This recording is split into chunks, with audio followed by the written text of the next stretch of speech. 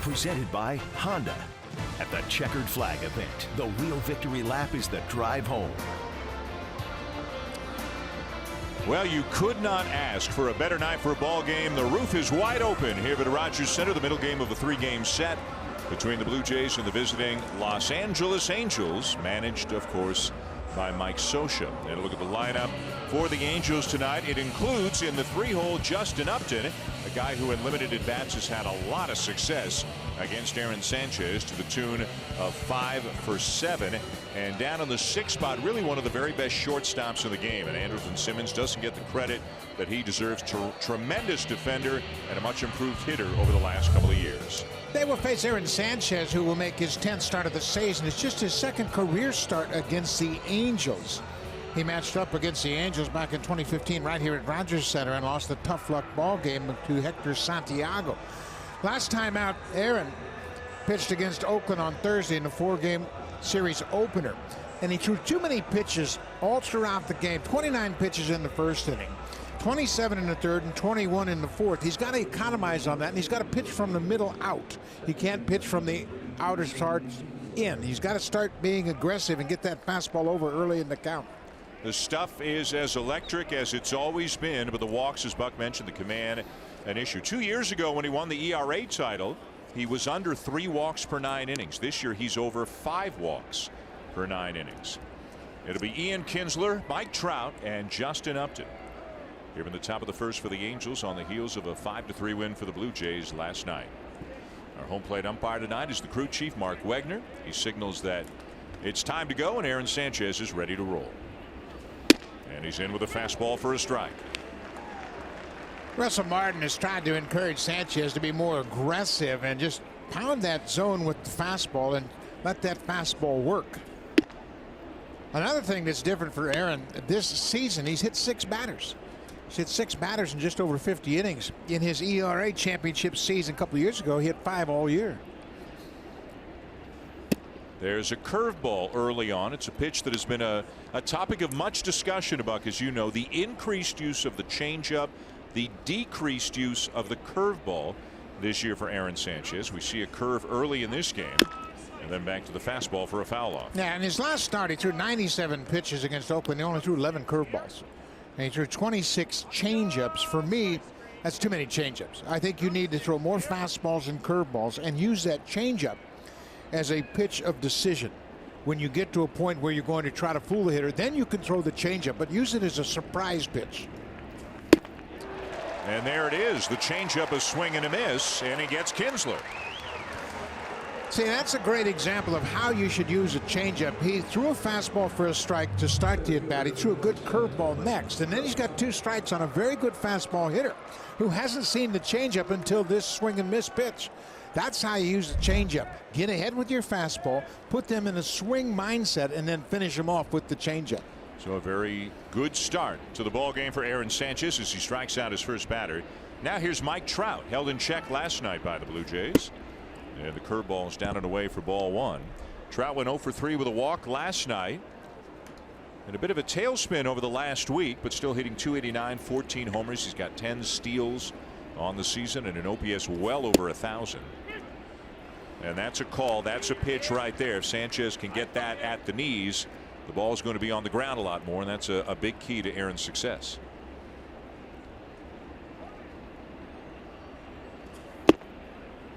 Now the changeup, that one missed downstairs, but you're right, and that's where he's got to pitch. He's a power pitcher. He's a guy that has great stuff, as you mentioned, and it's still the same stuff that he had in 2016 when he won that ERA title. He went 15-2 that year, led the league in win percentage. Now you look at the changeup usage, and I respect the fact that Aaron wanted to add another pitch into his repertoire, but you can see, to me, he's thrown way too many. He should not throw almost as many as Marco Estrada. Sean Manaea has developed a great changeup, but Marco Estrada doesn't throw 97, and he has a different changeup than Aaron Sanchez. He's got a changeup that he can float in there for strikes. 2-2. And foul it off. 94-mile-an-hour fastball in on the hands. Now, here's one of the best hitters in the game, Mike Trout. The last 2 fastballs were right over the middle of the plate, and he fouled them back. To me, that's what pitchers have to read when they're on the mound. Say, okay, well, he's not catching up to my fastball. And they're staying fastball here. And that one designed to be over the outside corner, ran back over the middle of the plate. But as you say, it's good enough still that he's not squaring it up. I used to have this conversation all the time with Todd Stottlemyre when he was a young pitcher here with the Blue Jays. I said, Todd, you throw every pitch to every hitter every inning. Just stick with what's working.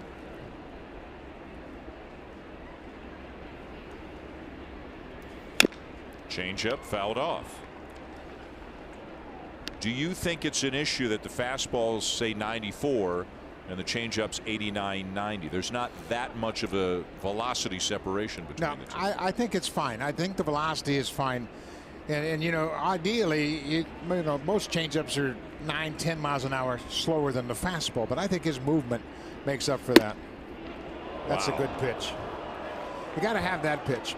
And you know what? Especially when you're facing a tough hitter like Mike Trout. You throw so many good pitches to set up one pitch in the at bat, and you've got to get the call when a pitcher executes it. That's a strike.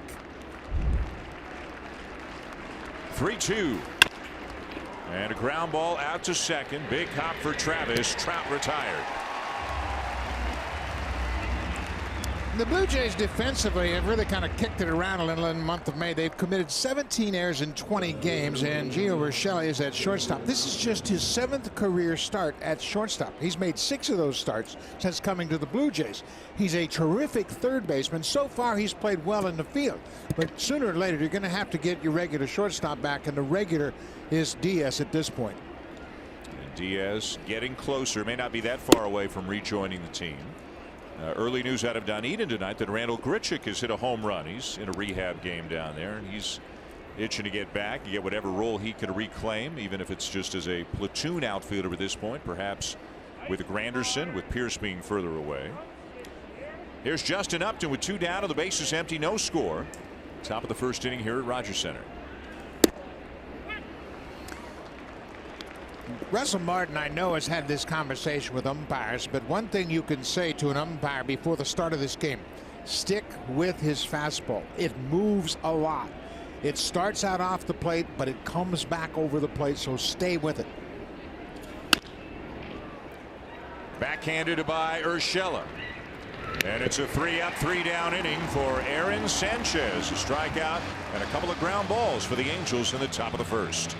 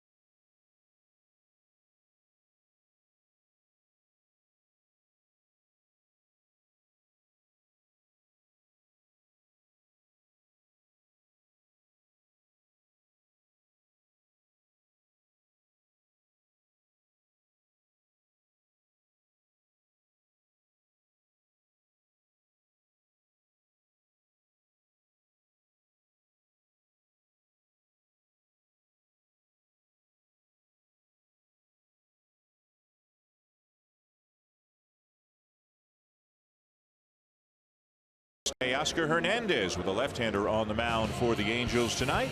And time now to take a look at that lineup with Hernandez, as mentioned, leading off and hitting .255 on the season. Yana Hervis. Solarte had a home run on Sunday. He's been hot. He's in there as the DH tonight and hitting cleanup. And Russell Martin, some very good success against the Angels last year, 9 for 20. Hit the ball hard once last night. That was the air off the glove of Young in right field, led to a couple of runs. We'll see how they do against Tyler Skaggs here tonight. 26-year-old Tyler Skaggs will make his 10th start of the season. Skaggs was originally drafted by the Angels in the first round and then was traded to Arizona, but they traded him back, and he is back here. And he's had some terrible luck with injuries, and he missed a couple of seasons with injuries. Last year he missed over 80 games with an oblique strain, and he's had Tommy John surgery in the past, so he's been through a lot for a young pitcher. Talented guy, though. You can see the quality of the numbers. Much improved starting pitching for the Angels this year. Skaggs to face Hernandez, and a fastball right down the middle for a strike. Teoscar at 255, 7 home runs, 19 driven in. His last home run was in the second of the 2 games set at Citi Field against the Mets. Off the end of the bat, foul, quickly 0-2, and he's checking the bat to make sure it's all right. It appears to be. Pretty much developed into an everyday guy at this point. A guy, of course, didn't make the team out of spring, and how would they find room for him? And you know, one thing leads to another, and the Pierce and Grichuk injuries obviously factoring heavily into that. But he's one of the mainstays in the lineup right now. He sure is, and he's hit leadoff, he's hit in the cleanup spot, he's hit all over, and he's put up some good offensive numbers for John Gibbons. But it's going to be interesting, and you're right, Pierce, he's a long way from coming back, but it sounds like Grichuk is getting close. There's the curveball, and you'll see it a lot, and it is a big breaking curveball from a lefty. I don't know, very few threw it as well as David Wells did. I don't know if you want to say it's a David Wells or a Barry Zito curveball. Probably not quite in that group, but it's a really good pitch for Tyler Skaggs. Well, he's 6'4", and he creates a very dramatic angle for the hitters, and he throws it out that same angle as his fastball. Hitters always talk about a downward plane, how you only have a tendency to see the top half of the ball, then it really creates problems for you. So when he can throw the fastball in that downward plane and then the curveball comes out of the same angle, he really can pose problems. Devin Travis looking on. He's in the lineup batting 9th, hoping for better results against Skaggs than he had last night in his first game back. 3-2. And a fastball hit hard to center field. Trout, though, is there into the alley in left center to run it down. Well, they have a terrific outfield defense anchored by Mike Trout in center. They've committed just 1 error in the outfield. That was in last night's game by Chris Young in right. And Cole Calhoun, their right fielder, has 6 outfield assists. The Angels have 13 assists from the outfield as a team. That's the most in baseball. Calhoun continues to play Gold Glove caliber right field. He won a Gold Glove in 2015, but this outfield is very talented. Josh Donaldson had a good night last night for the Blue Jays. A couple of doubles, and they were both hit to right center field. He's at 224, 5 homers on the season as he lays off outside for ball 1. Do you put stock in the fact when a struggling hitter breaks out with hits to the opposite field? Does that mean anything extra to you as opposed to the pull side? Yes, it does, because he's allowing the ball to travel to him. When a hitter starts to feel good about himself, he trusts the fact that he can use his hands to get to the baseball. When you've got doubts, you go out and get the ball and you try to pull the ball so you eliminate half the field. When he's hitting the ball to the power alley, that's a pretty good sign. He's about ready to go off and get on one of those Josh Donaldson tears. Yeah, wouldn't the Blue Jays love to see that? Calhoun broke back, now racing in, and is there to make the catch for out number 2. Yeah, in the outfield, when you see a hitter like Josh Donaldson take a big swing like that, your tendency is to take a step back. And that's what Calhoun did. He broke back reacting to the swing, and the ball was hit off the end of the bat, and it produced that lazy fly ball near the foul line. So Hernandez and Donaldson retired, and the number 3 hitter was Justin Smoke, the first baseman, hitting 255, 6 homers, getting on base a lot. He's walked 11 times in his last 9 games, and he's got an on-base percentage of .377. The high walk total basically a result of the cleanup hitter. They don't have a legitimate cleanup hitter, a guy that puts fear in the hearts of the other starters, so they would just as soon walk Smoke. He's not a threat to run. He's not going to go first or third very often, so instead of giving him something he can drive out of the ballpark, they just as soon walk him. So somebody in this cleanup spot's going to have to start getting some extra base hits. And there's the guy in the cleanup spot tonight, Yangervis Solarte. 0-2. And the curveball, a swing and a miss. Skaggs will get smoked. And the Blue Jays go in order in the bottom of the first.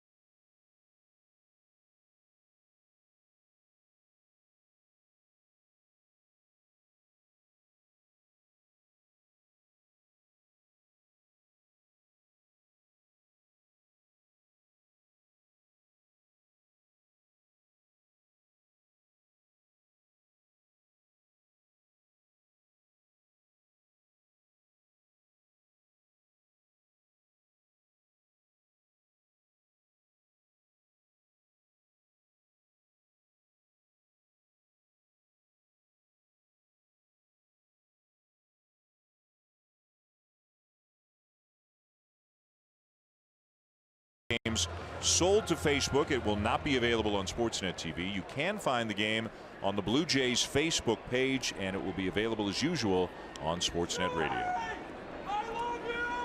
Top of the second, no score here tonight. Dan Schulman, Buck Martinez, and Arash Madani with you. A good first inning for both Aaron Sanchez and Tyler Skaggs, and here's Albert Pujols to lead off the second against Sanchez. Pujols hitting .247 with 6 home runs on the season. Had an RBI single last night. And again, you talk about the run on that fastball. And Sanchez couldn't throw a ball straight with his two-seamer or with any kind of fastball if he tried. It is moving so much, as you said, that sometimes it can deceive the umpire even. Pujols manages to get the bat on the ball there, and he lines one into center field for a base hit, which means we will get our first look tonight at Shohei Ohtani. Designated hitter number 17, Shohei Ohtani. Blue Jays did a nice job. Jay Happ did a nice job on him last night. Ohtani went 0 for 3 with a walk, and Happ faced him for the walk, a ground ball, and a strikeout.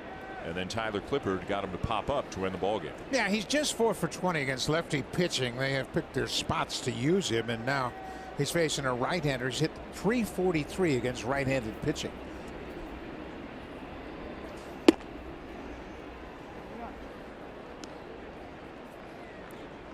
Hit one in the 500 level during batting practice yesterday. A lot of fans down the right field line and supporting him here today before the game. And that's right at the knees with a changeup for a strike, 1-1.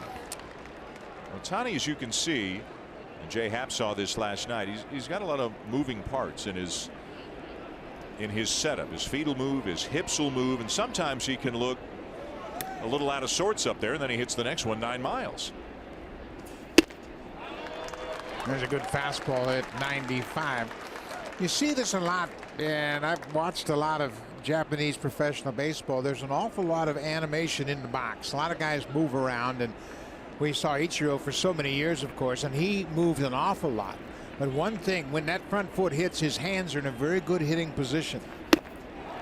Can't catch up to 95 again. Second strikeout for Sanchez. Well, and that's the movement there. 95 is a good number. If he stays right there, he's not overthrowing it. Plus the fact he creates a lot of movement. You throw it a little bit harder, it'll have a tendency to straighten out. But this ball is past Ohtani. That's an emergency swing, just trying to put the bat on the ball to stay alive. So one out here with Pujols still at first, and the batter is Andrelton Simmons. Sanchez has already induced batters to hit into 9 double play balls this year. Again, when that fastball's sinking, And he gets him to hit it on the ground. Good things can happen behind him. Simmons hit into a double play ball in one of his at-bats last night. But as you can see, a terrific player. 325 average, OPS of almost 860. And maybe the best, maybe more than maybe, the best defensive shortstop in the game. They picked him up in a trade from Atlanta a couple of years back. Yeah, he wasn't hitting much for the Braves, and they kind of figured, well, you know what, this is probably his ceiling. Boy, were they wrong. Simmons won a platinum glove as the best defensive player in his league in 2011. I'm still with the Braves. Broken back ground ball, juggled by Sanchez, hits Travis, and the momentum carrying Travis away.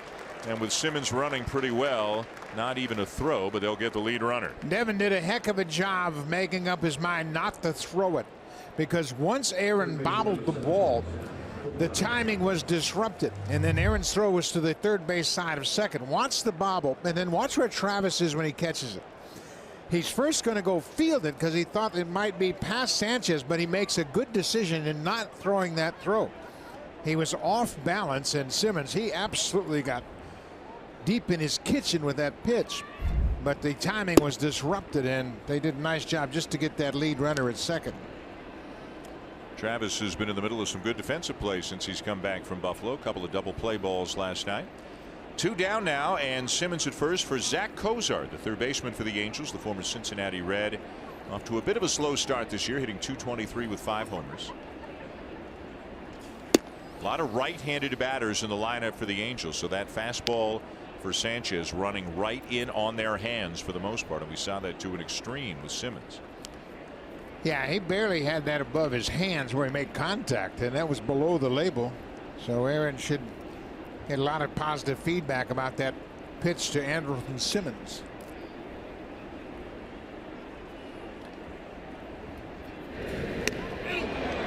Got him. Simmons is picked off. And the Angels, and this is just par for the course right now on any play like that. They're going to have a look at it and decide if they want to get it reviewed.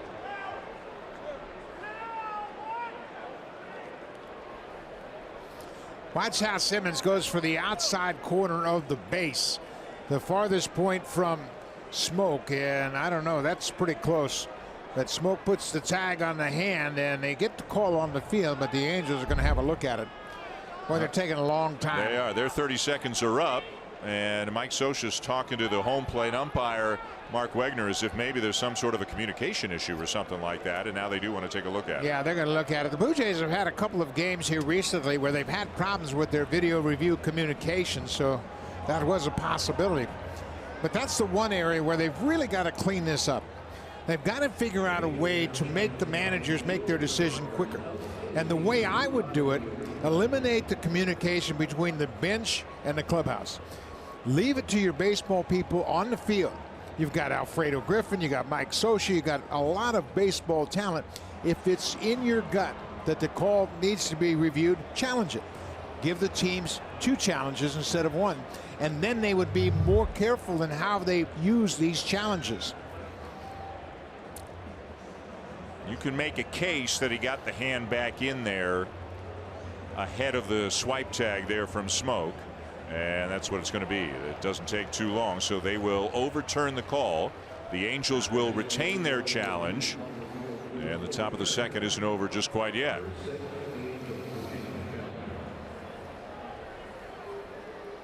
One thing baseball has done a good job on, even though it took, say, 45 seconds from the moment the play happened until Mike Scioscia made the signal that they did want to get it reviewed. Back in New York, they start looking at it right away. Anything that's close, they don't wait for a team to ask for a review before they start looking for it. So they're out in front of it, or they try to get out in front of it to reduce the amount of time when replays actually happen. So it's 2-0 now on Cozart, and now ball 3. And now if you're Aaron Sanchez or any pitcher, you know, you've walked off the mound, you think the inning's over, now you got to gear it back up again.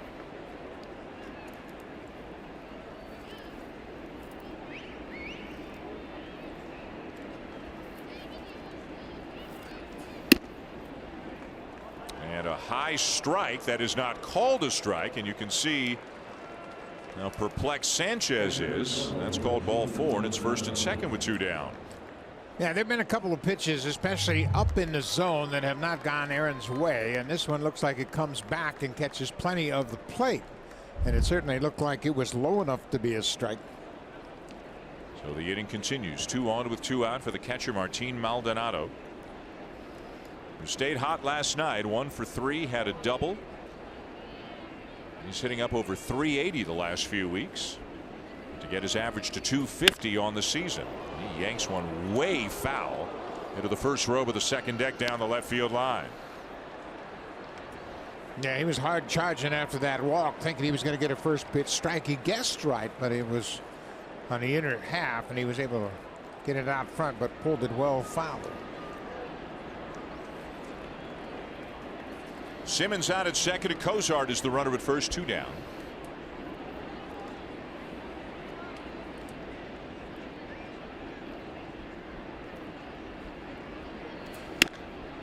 And he jams him, and he gets a pop up, and this should get Sanchez out of it, and it will. Urshela is there to make the catch, and the Angels will leave a couple of men on in the top of the second.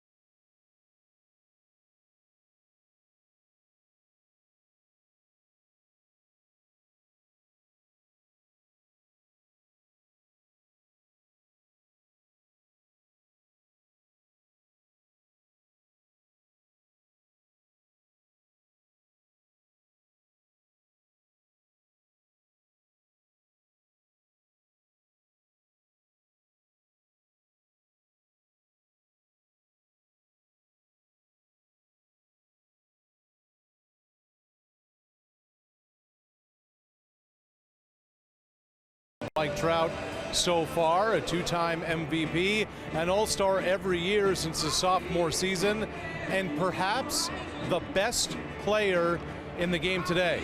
Trout is also the son of 2 teachers and married one too. I spoke with Trout today about the shootings in classrooms throughout the United States, and Mike did not hold back. He said, we have to figure out some things around our country. Trout said, you want your kids to go to school and be safe and have fun and make friends and make memories. You don't want them to think about a shooter.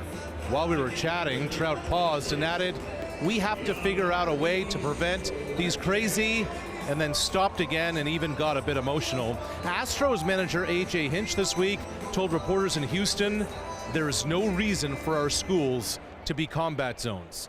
Across baseball, guys, fixtures in the game are using their platforms, wanting to elicit change. All right, Arash, thank you. And it's great to see players, especially ones as prominent as Mike Trout, using that platform that they have. Great stuff. Bottom of the second, no score. Angels and the Blue Jays. Jan Hervis Solarte DHing. And there's the curveball. Talked about it in the first inning. If you're a righty, you give up on it, and here it comes for a strike.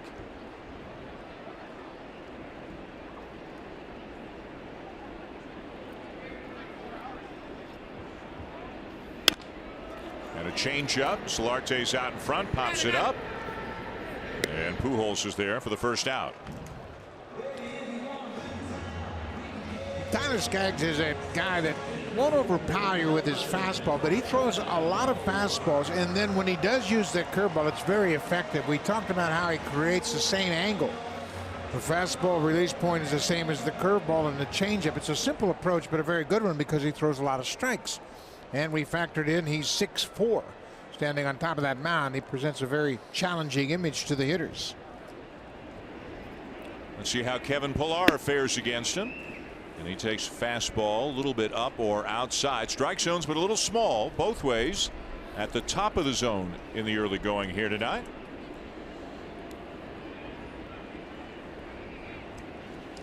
Pillar in an 0 for 14 stretch right now, and really kind of the first time he's dealt with that this year. Rick Jacoby's been awfully happy with what he's seen from Kevin Pillar. doing better in 2-strike counts, using the whole field more. He's been over 300 most of the season, but down to 287 right now. I think the big thing that Kevin has to get back to is using the whole field, and he never really thought about how hard he was going to hit it. He just got a good pitch to hit. If it was outside, he hit it to right. If it was in the middle, he hit it to center. And if it was inside, he pulled it. Get back to that approach.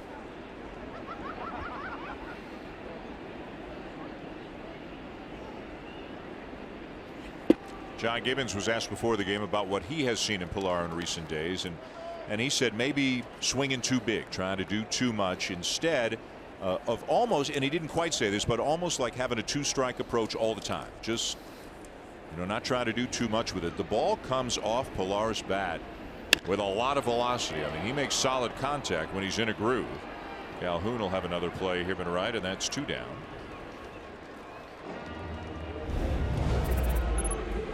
The pitch tracker is brought to you by Coors Light, official beer of Major League Baseball. Bottom of the second on a beautiful night here at Rogers Center. Quick turnaround for these teams. They got a day game tomorrow before the Blue Jays get out on a road trip, beginning in Philadelphia against one of the more interesting teams in the baseball so far this season. A little interleague play coming the Blue Jays way as well. The Phillies right now are 27-19, and I don't know if it's fair to say they're ahead of schedule. They're supposed to be in a rebuilding mode. Got a new manager this year as well, and Gabe Kapler, and they had a rough start just the first few days to the season, but boy, they are playing some good baseball right now. They are playing good, and they're playing together. They're playing like a team, and they're having a lot of fun. But it didn't start out very smoothly for Gabe Kapler. And he made a couple of curious moves, and the whole baseball world was critical of that. But boy, they've settled down very effectively. The Braves and the Phillies, they're atop the National League East.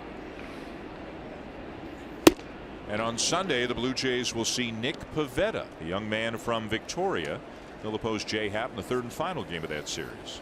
Aaron Nola goes on Saturday. He's one of the best pitchers in the game, and he has really done a great job. And they've got 3 top-notch starters in Pivetta, Nola, and Arrieta.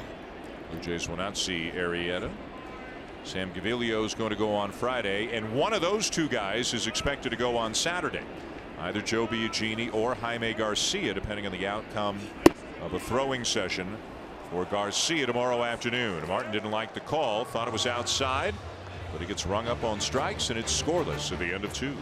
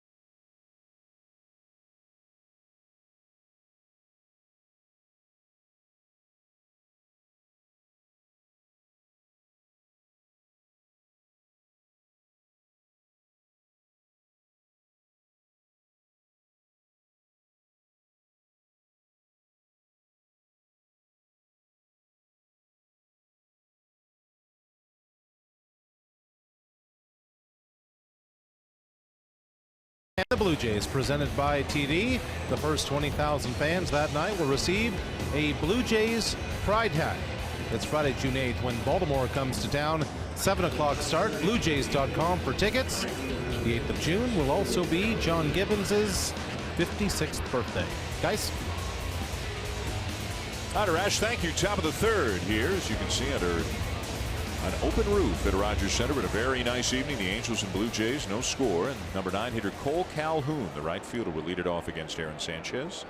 Sanchez threw 2 innings, 1 hit, 1 walk, 2 strikeouts, 31 pitches, 19 of them for strikes. And the Blue Jays will put the shift on as Josh Donaldson comes around to the right side of second base against Calhoun. Buck mentioned he's having a great year defensively, but anything but offensively. He's hitting 160 with 1 homer and just 3 extra base hits for a pretty well-established guy. But obviously not taking the offensive struggles out into the field with him. No, he hasn't, but his OPS for the season is .399. He has a double, a triple, and 1 home run in 41 games. He's 30 years of age, so it's not like he's over the hill or anything like that. Last year had an OPS of .725 at 19 homers. The year before had an OPS of .786 at 18 homers, 35 doubles. Like, this guy's had some success. He had 26 home runs in 2015, the year he won a Gold Glove. Well, that's one way to do it, but he pushes it foul. I'm surprised we haven't seen more players try that, especially when you're scuffling a little bit. He's leading off the inning. Go ahead, get on base. And right now, obviously, when you have 23 hits all season long, you'll take them however you can get them. And did it because they're in the shift, and Urshela was not respecting the possibility of a bunt, and he is even less now. He's backed up even more.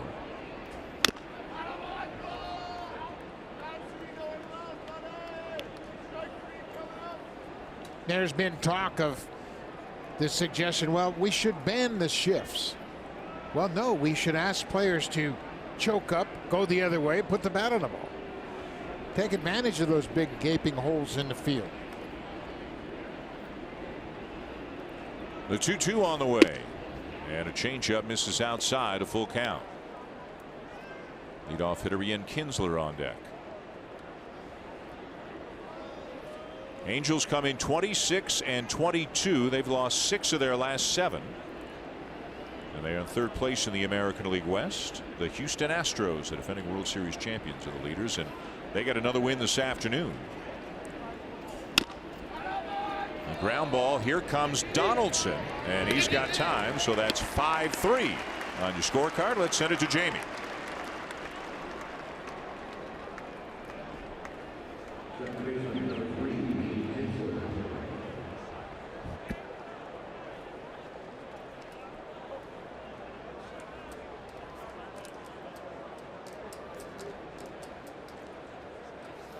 All right, Jamie, thanks. I think it was something like a 2 for 48 or something for Didi, who through April was about as good a player as there had been in baseball. Yeah, he sure was. He was getting big hits, getting extra base hits, hitting for a high average, and then he started hitting bingo numbers.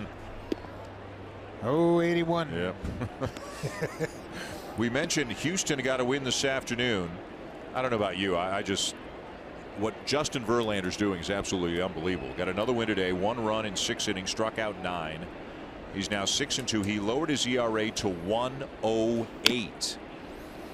Yeah, he has really been rejuvenated since he joined that Astros team, and it was like 30 seconds from the deadline before he approved the trade. He didn't want to go anywhere, and they kept saying, you know what, we want you. We got the deal worked out, and it took him a long time to make up his mind. But boy, he's got to be thinking, thank goodness I made that decision. The Astros rotation this year has a collective ERA of 2.26. Garrett Cole's been great. Charlie Morton. Who's their opener? I don't think they have They one. don't have an opener? Change up and a swing and a miss. 2-2 on Kinsler. Sanchez struck Kinsler out with a changeup back in the first. You and I had a conversation with Mike Sosa yesterday about the opener and about the starters. He said that Houston staff is as good as we have seen in many, many years. Absolutely. Reminiscent maybe of the great Atlanta staffs back in the mid-90s. Glavine, Maddox, Smoltz. I mean, you've got Verlander, obviously maybe a Hall of Famer, legit #1. Keuchel's won a Cy Young. Cole's got unbelievable stuff. He's been a #1 guy in Pittsburgh. Charlie Morton's throwing as well as anybody right now. And Lance McCullers Jr., I guess he's the 5. And how many teams would love to have him in their rotation? Yeah, they've got the top 3 earned run averages in the American League in Verlander, Cole, and Morton. Garrett Cole, he's going to have a few words with his brother-in-law. Last night, Brandon Crawford, his brother-in-law, hit a home run down in Houston, opposite field home run. Cole's sister just sat there very stoic. Are you rooting for your brother or your husband? I'm not doing anything. 3-2 and a liner to center field. Pilar is there. And Sanchez, appreciative of the effort. Kevin Pilar gets a gold star. We'll put a red star in our book for that one. Need a little better stick 'em out there, buddy. Give the star guy an air. Kevin Pilar was shaded on the right side of center field, but he's got the speed to run over and make a nice catch in support of Evan Sanchez. We saw Mike Trout make the same type of play earlier in this game on Teoscar Hernandez, first batter in the bottom of the first. And here's Trout here, grounded out his first time up.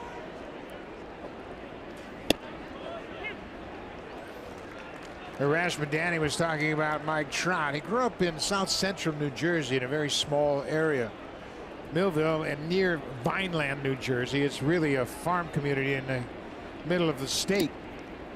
Don Money came from Vineland, New Jersey, the great player with the Pirates and the Phillies and later on with the Brewers. But he's truly a down-home kid.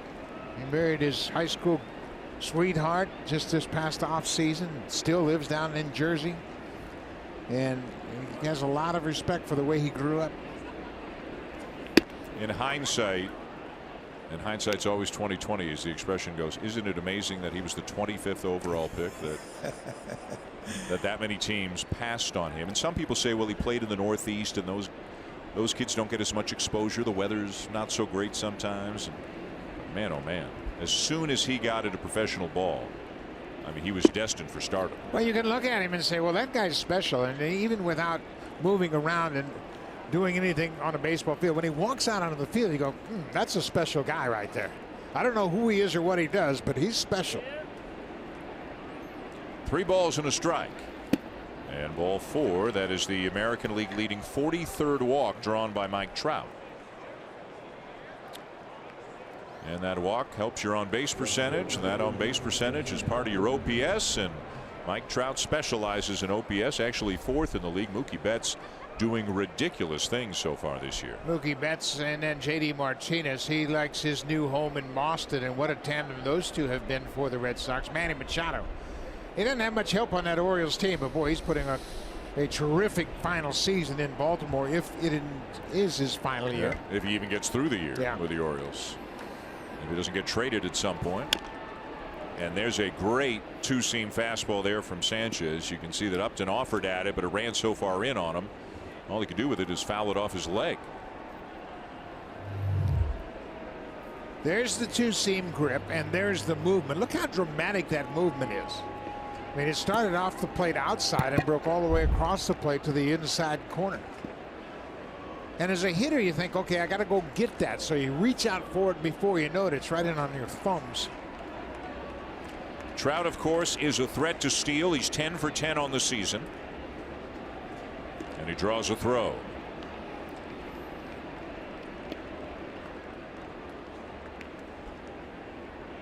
Back in his rookie year, Trout stole 49 bases and was caught only 5 times as a 20-year-old.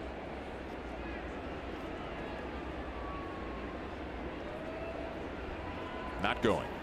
And it runs way inside of the belt, a ball and a strike. Trout's got about an 85% career success rate stealing bases. And it's obviously very important because he has such a knack for getting on base. You don't want to lose a base runner, and he runs at a very high percentage. Not hit hard at all. Teoscar Hernandez is there, and that is all for the Angels. They'll leave the Trout walk aboard. 3 pretty good innings so far for Aaron Sanchez.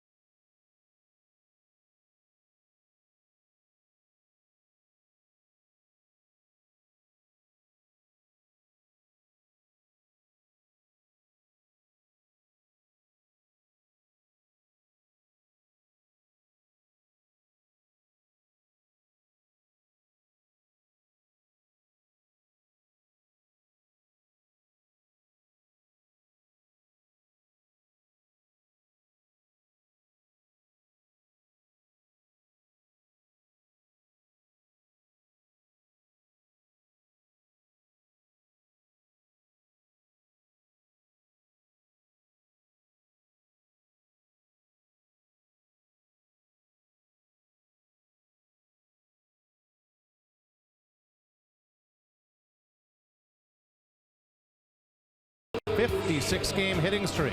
You can pick up to 2 players every day who you think will get a hit. Get a hit, your streak continues, get no hits, start a new streak. Be the first to reach 57 games and win $5.6 million. It sounds like it should be a something you can do, but obviously it's harder than it sounds. It's impossible. Yeah. And probably the real record of 56 games might be virtually impossible to break as well. Devin Travis and Josh Donaldson talking some hitting in the Blue Jay dugout.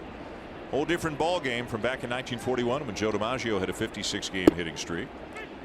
8 teams in the league, I think then. 8 teams in the American League. Right. And I think I've counted it up one time how many pitchers he faced during that streak, and that was the big number. In 56 games, he probably faced 80 pitchers. That's a fair ball. Urshela will be thrown out by the third baseman Cozart. And Tyler Skaggs has retired the first 7 Blue Jays he has faced tonight. Throwing strikes, mixing up the curveball with a fastball and a changeup. This Angel team, Dan, you talked about how they've improved, and they had a terrific streak. They set a club record of 17 straight starts, allowing 3 or fewer runs. That was snapped last Friday. Nick Tropiano gave up 4 runs. But they had a terrific stretch of ball games. But they couldn't really take advantage of that great pitching because they didn't score many runs. Yep. And in the last couple of years, starting pitching has been a big issue for them, mostly because of injuries. They're healthier now. They've added Ohtani, of course. But Skaggs is healthy. Richards is healthy. So they got a lot more depth in that rotation. Curtis Granderson getting a rare opportunity to start against a left-hander. And again, this is because Grichuk's not here. Pierce isn't here. Dwight Smith got a couple of the starts against lefties. But Granderson is in there tonight. He is just 2 for 9 against lefties on the season. So he has hardly seen any left-handed pitching. Smith, the 4th outfielder for the Blue Jays, not playing a whole lot right now. And with Grichuk on rehab, probably getting closer, you would imagine that the likely swap is when Grichuk's ready to come back, that Smith probably winds up back in Buffalo. And Grichuk with a home run in his rehab game down in Dunedin tonight, coming back from that knee injury. 1 ball, 2 strikes. I don't know if it's just the nice, easy, fluid motion that he's got, but you see the pitch and then you see it's 91 and you say to yourself, man, it looked faster than that. Yeah, I think it's a little bit like J Happ, and that's what really creates problems for hitters with J Happ. It's a very fluid delivery, and the ball jumps out of his hand. And he strikes him out with a 93-mile-an-hour fastball for out number 2. Well, that's 3 strikeouts for Tyler Skaggs. He uses that fastball very effectively, and he runs it up and in on Curtis Granderson. The Super Slow-Mo is brought to you by the Samsung S9 and S9 Plus. The camera reimagined, available now. Here's Devin Travis. Went 0 for 3 with a couple of strikeouts last night in his return from Buffalo. And again, indications are the Blue Jays may give Travis an opportunity to really play more than the 2 out of 3 situation from before, to see if the bat comes back. He gives it a ride to the opposite field, and it's out of here. Second home run of the season for Travis, and the Blue Jays have a 1-0 lead.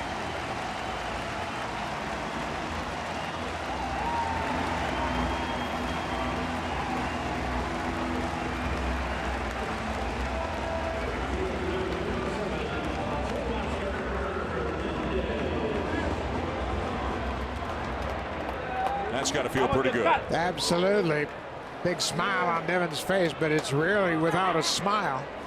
But he's happy to be able to contribute. That's the first hit of the ballgame for the Blue Jays, and it carries out of the ballpark to right field. And Devin, when he's swinging the bat well, he's got good power to the opposite field, and he hit that ball. It was up, it was out over the plate, and he drives it. You can see how happy he is, and everybody on that bench is happy for him.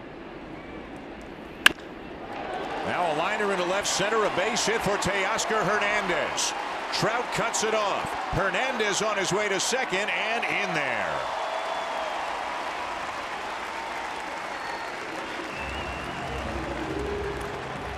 Well, Skaggs retired the first 8 batters he faced. He had 2 outs in this 3rd inning, and then Devin Travis gets a 4-seam fastball away from him, stays on it and drives it over the wall in right. A beautiful swing from Travis, just his 2nd home run of the season, but that's got to be a great feeling for you. And then right behind Travis, Teoscar Hernandez, he lined out to center field his first time up, and this time he hits it to the left side of Mike Trout, and he ends up at second base with a 2-out double.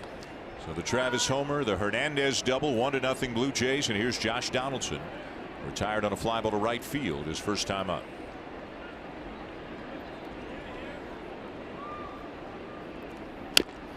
Outfielders for the Angels really playing Donaldson around to the opposite field. I think, Buck, more than we've seen any other opposing team do so. Yeah, especially the left fielder, Justin Upton. They don't expect him to pull anything down the left field line. I mean, he is literally in the power alley in left center. Mike Trout slightly shaded over, but Cole Calhoun is straightaway in right. But they don't expect him to pull anything down the left field line.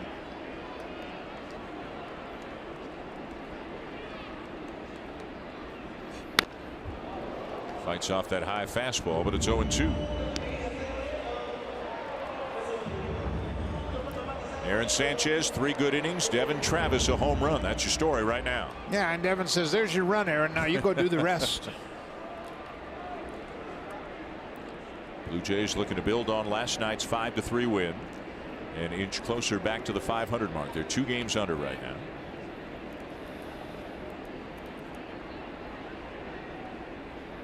Oh, 2.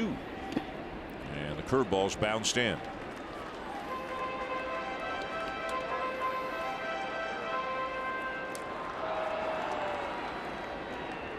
Mike Scioscia, in spite of their recent struggles, feels pretty good about their team. He knows they've put together a good group. Ohtani is doing great. Still waiting for guys like Kinsler and Cozart, some of the veterans, to really get going to their career norms. Another curveball, and it's fouled off. Yeah, each year when you bring in new players, it takes a while for them to really come together as a team. I don't care how much of a pro they are or how long they've been playing in the major leagues. When you come to a new league, in the case of Cozart, it takes him a while to learn about the pitchers. He's playing a different position. He's been a regular shortstop. Ian Kinsler knows the league very well, but again, he's hitting in a different lineup, playing in a different atmosphere. Just a little bit of an adjustment period for him. Inside, 2 balls, 2 strikes. You can see Skaggs wanted that one, just missed 3-4 inches inside.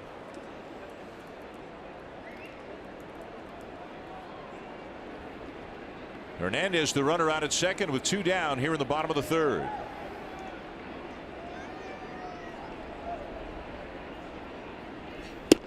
And there's strike 3 called, and Donaldson knew it. So the Blue Jays will leave a man on, but they do get a run on what had to be a feel-good homer for Devin Travis down the right field line, and it's 1-0 Jays.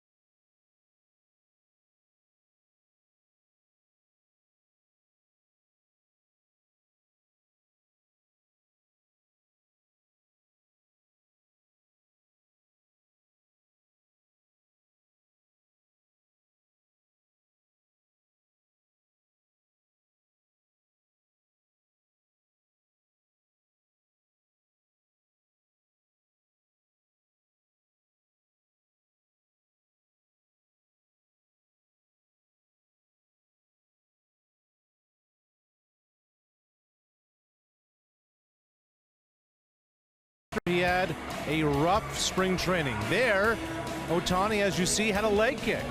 It was one morning toward the end of March that the Angels suggested he put his foot down. Ohtani told them, sure, I'm open to trying it as long as I'm still hitting the ball out of the park. Then that very morning he took BP and still hit the ball a mile. Ohtani looked to Mike Scioscia and hitting coach Eric Hinske and said, "I'm in." Late kick gone, and since the club has worked with Ohtani on keeping the head still, eliminating movement, and staying behind the baseball, Hinske said, "Not many people are able to do that, but Ohtani was able to do it overnight."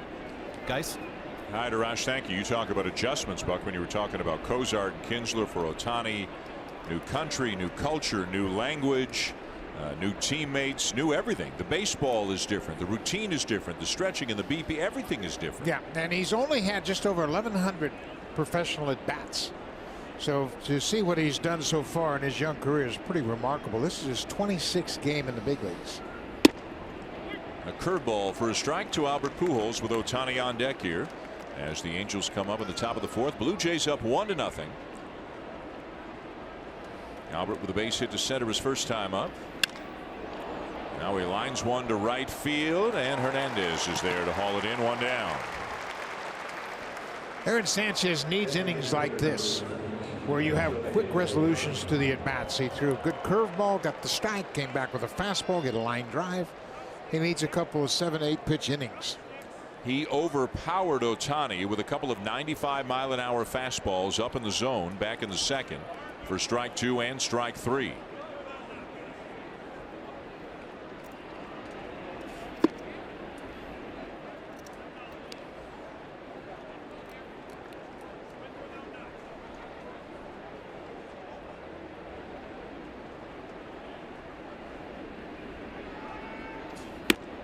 This is high. And that's where he tried to reach back for a little extra, and he doesn't really need to do that. That ball came out of his hand. It was 95, but it was straight. And it was just kind of a meaningless pitch. Had no effect whatsoever on this at bat, other than making him 2-0. He's pitched well, but the strike to ball ratio still isn't where you'd like to see it. That's now 31 strikes to 26 balls for Aaron Sanchez, and he's walked two batters through the first 3 1/3. But again, as Pete Walker knows, the stuff's been great. They haven't been able to do much with it at all when it's been in the strike zone. There's a strike, 3-1. And that fastball there was a 3-0. Let me just kind of get it in there, take a little off. 93, a little bit of movement. And missed high, ball four, the third walk that he surrendered.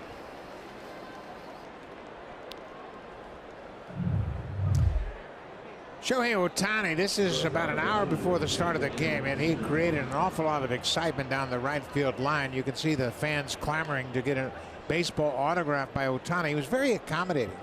Signed a lot of baseballs. Blue Jays security does a terrific job to make sure things don't get out of hand.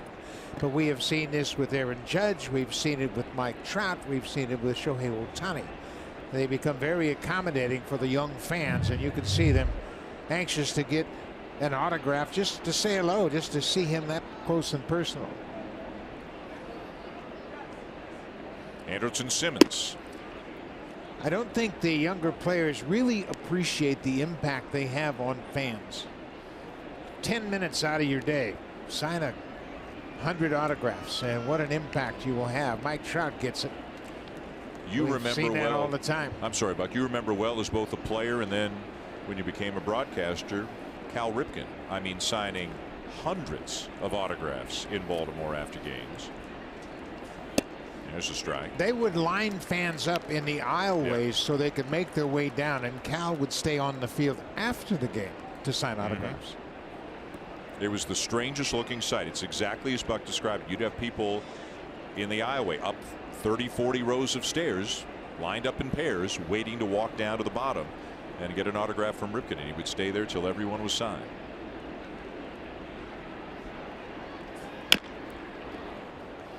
Yeah, and you know what, Cal, obviously he grew up there. He grew up as an Oriole. His father was a big part of the Orioles' history and the Oriole way, so he understood his impact. Mike Trout has the same respect for the game.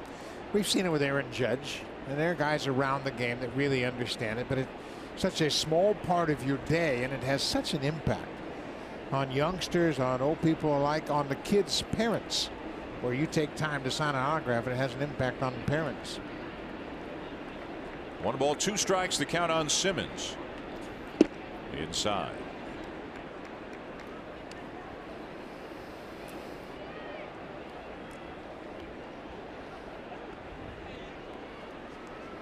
You can just kind of see Sanchez having these little conversations internally between pitches right now.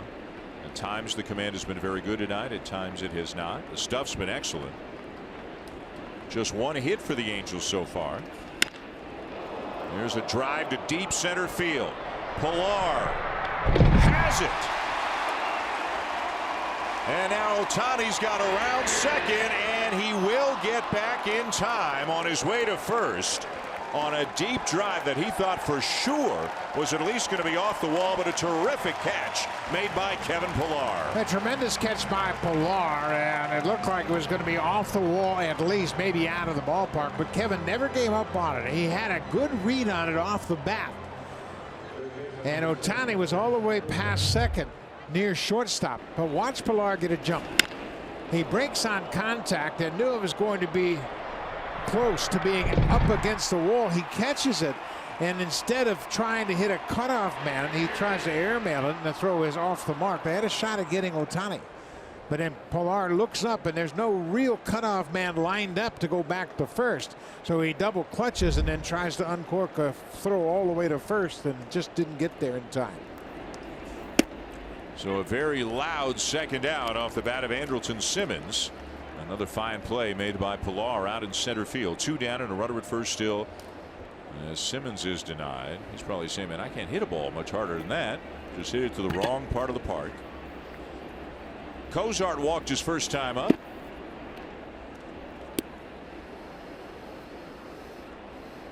I always am amazed that when there are 2 good players in a ball game that play the same position, how they have a tendency to bring out the best in one another. Mike Trout made a nice running catch in the bottom of the first to take a hit away from Teoscar Hernandez, and Kevin Pilar's made 2 fine defensive catches. Curveballs yanked into left field for a base hit.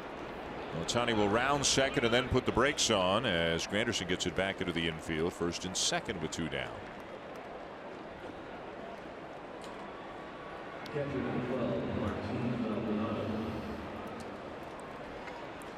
The Angels have had at least 1 base runner in 3 of the 4 innings. Had 2 men on in the second, 1 in the third, 2 here in the fourth, but unable to come up with that 1 key hit thus far against Sanchez. A couple of hard hit balls this inning, and you can see Martin set up down and away, and the ball is just a little bit up, but Cozart did a good job of waiting back on that curveball. Got the barrel on it and drilled it into left field. Martin Maldonado, the catcher. Popped up his first time up, leaving a couple of men on back in the second.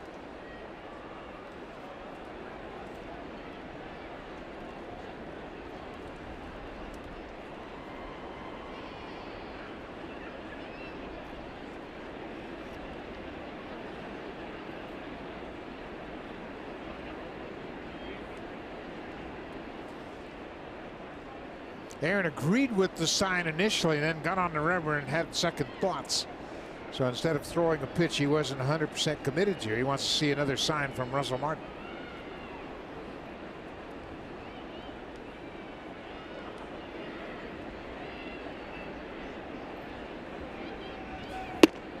One of the fastball missed down and in, a ball and a strike.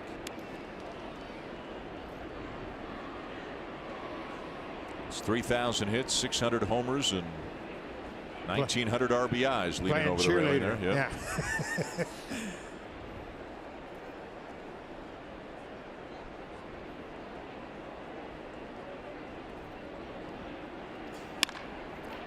Ground ball to short. Urshela drops it and will not have a play.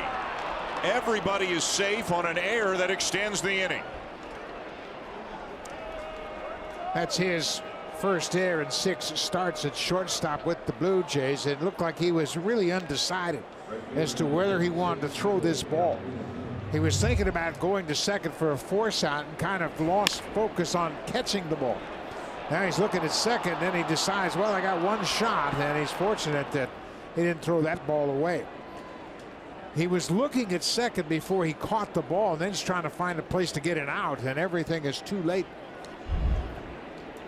So Sanchez will have to work out of a bases loaded 2-out situation, having to throw extra pitches now, and facing Cole Calhoun, who grounded out his first time up. The Blue Jays had the shift on against Calhoun the first time up. There was nobody on base at that point, with the bases loaded. A different defensive alignment here, with Donaldson still staying somewhat close to home on the left side of the infield.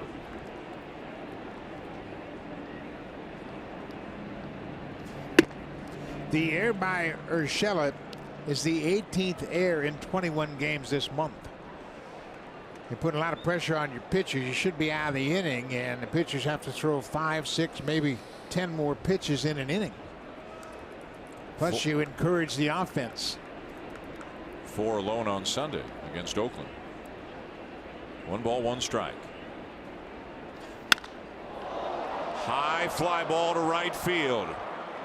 Hernandez settling underneath it, makes the catch just shy of the track, and Sanchez gets out of it, in part due to a really good catch made by Kevin Pillar just shy of the fence in straightaway center field.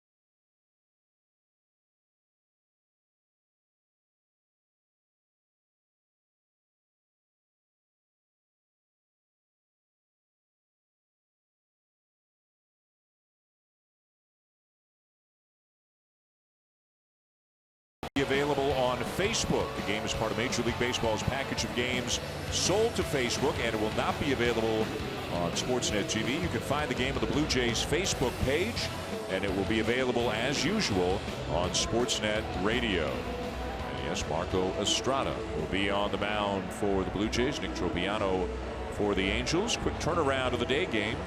12:37 first pitch before the Jays head off to Philadelphia.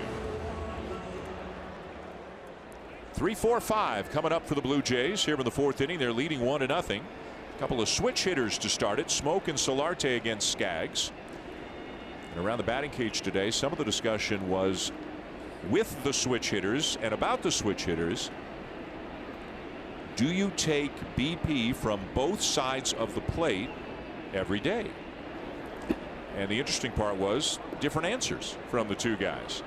Justin Smoke, when there's a lefty on the mound like there is tonight, his first round will be for the left side, and then everything else is from the right side. His right side is his more comfortable side, his natural side. If a righty's on the mound, he just takes everything from the left side, whereas Solarte takes BP from both sides of the plate every single day, regardless of whether a lefty or a righty is on the mound. And I think that's how most switch hitters approach it, wanting to make sure they don't forget about one of their swings. Brian Roberts, the great second baseman of the Orioles for so many years, always took BP from both sides of the plate equally. I mean, you knock the starter out and you might bring another guy in and you haven't taken any swings. Off the end of the bat, Trout broke back for just a moment. Now there to make the catch. Smoke retired.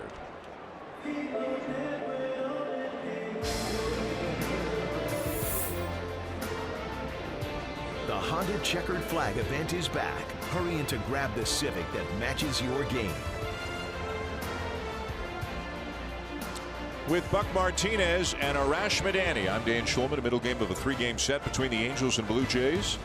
The Blue Jays victorious last night and up 1-0 on a Devin Travis home run here tonight. Skaggs is doing a good job keeping that ball away from the right-handed batters. It's close enough that they want to go after it, but it's too far away for them to do much with it.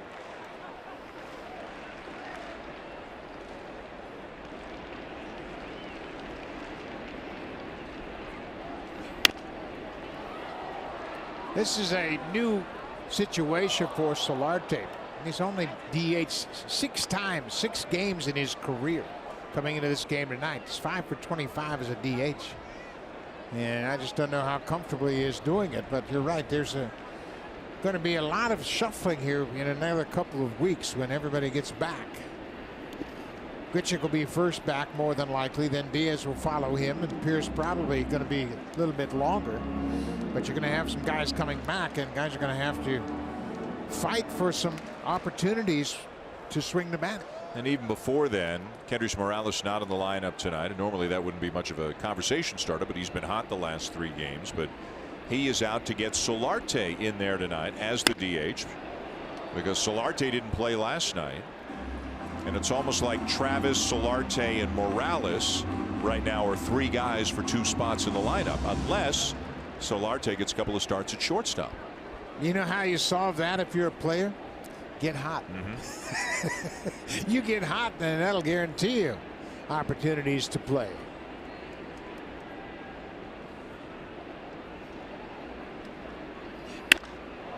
One-two, hit high in the air to deep left field. Upton's back, and it's gone.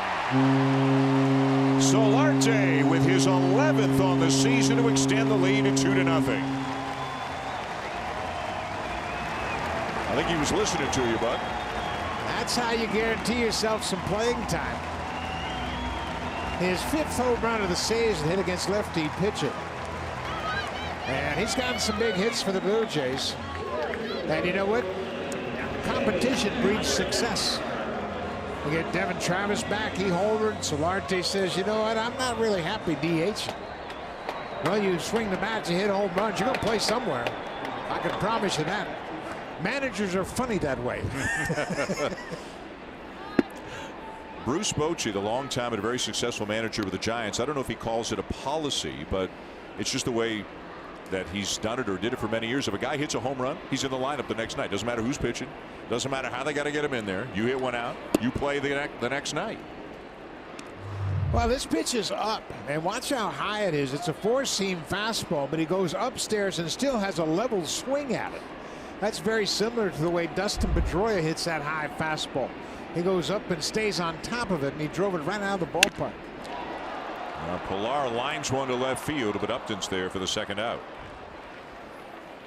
Blue Jays getting their home run stroke back a bit. Travis hit one to right. Now Solarte hits one to left center. His 30th RBI comes on his 11th home run of the season, and you know, he had a good start to the season. He had 6 home runs in April. Had a .250 batting average for the month, but he was getting some big hits. And now he's describing it. I hit it just like that. It was up there. Had no chance to stay in the ballpark. This isn't like happy dancing Yangervis Solarte, though. This is serious, determined Yangervis Solarte. Yeah, you know what? He didn't play yesterday. He's the DH today. And you can say, hey, I'm too good a hitter to be a DH. I need to be on the field. Solarte is the club leader in both home runs and RBIs on the season.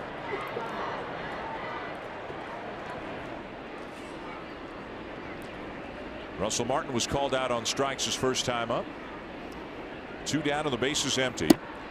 And Skaggs misses off the outside edge. 2 balls and a strike. There have been many managers and many players that have said the same thing in different ways. David Price, when he first came here to the Blue Jays, put up a sign in his locker, said if you don't like it, pitch better. Jimmy Williams, the manager, when he was in Boston, said I don't make out the lineup, the players do.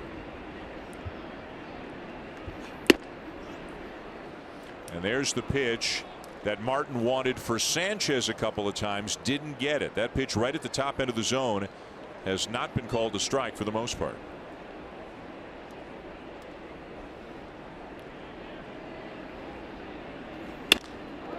And a base hit into center field for Martin,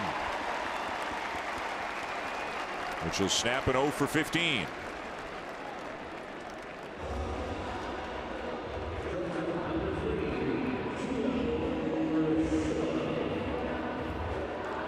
Aaron Sanchez enjoying the offense, got a 2-0 lead. He's pitched 4 shutout innings so far. And here's Gio Urshela, who grounded out his first time up.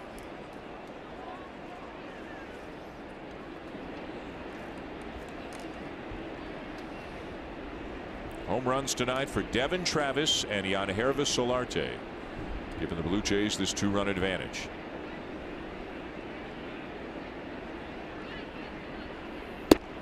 Changeup, and it misses outside, ball 1. The Angels throughout this series have played more legitimate defense than most teams you see. Mike Scioscia doesn't overshift an awful lot. What he's done consistently in the outfield, he's bunched the outfield as the corners bunching toward the power gaps, but to look at the infield, fairly straight away. We have seen this even Justin Smoak, who everybody shifts on. They haven't had the dramatic shift that we've seen in the past by other teams.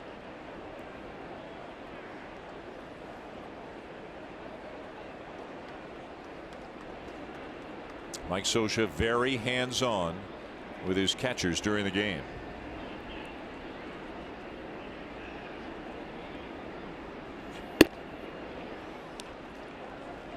Yeah, he's in on every pitch, and obviously having spent so many years behind the plate as a catcher, he keeps that mindset on the bench, and he calls all the defensive plays for the running game. So the catchers will look in at him, and he will give signs, and then he'll give a series of numbers. And boy, oh boy, you don't want to miss any of those signs.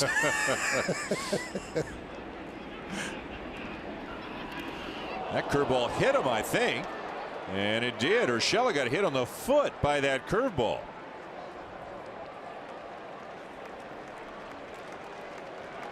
Well, if you got to get hit, that's the kind of pitch to do it on. That ball kept tracking and tracking inside as Skaggs got really on top of it, and this one breaks down and in and hit him right on the arch, top of his back foot. Just trying to get out of the way and couldn't move quick enough. It's been a rough inning for Tyler Skaggs. That brings out the pitching coach, Charlie Nagy. Nagy's in his 3rd season as the pitching coach. He pitched 14 years in the big leagues. He's coached in Arizona, and now he's here with the Angels for his 3rd season. Had some great years for the Cleveland Indians. Spent almost his entire career with Cleveland.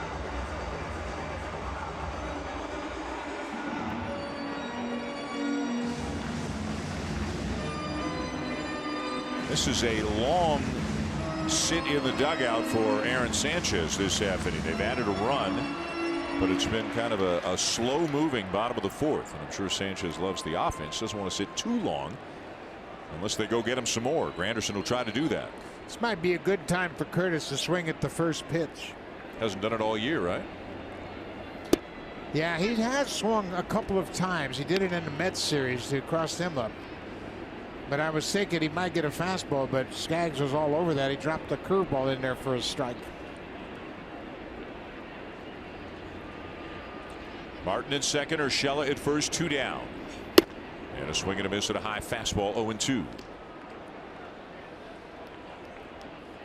Sanchez waiting his turn.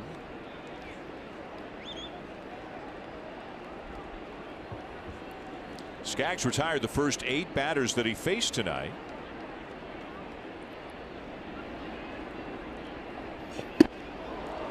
And he gets Granderson to end the bottom of the 4th. The Blue Jays, though, get a run on the home run by Solarte. Now lead 2-0.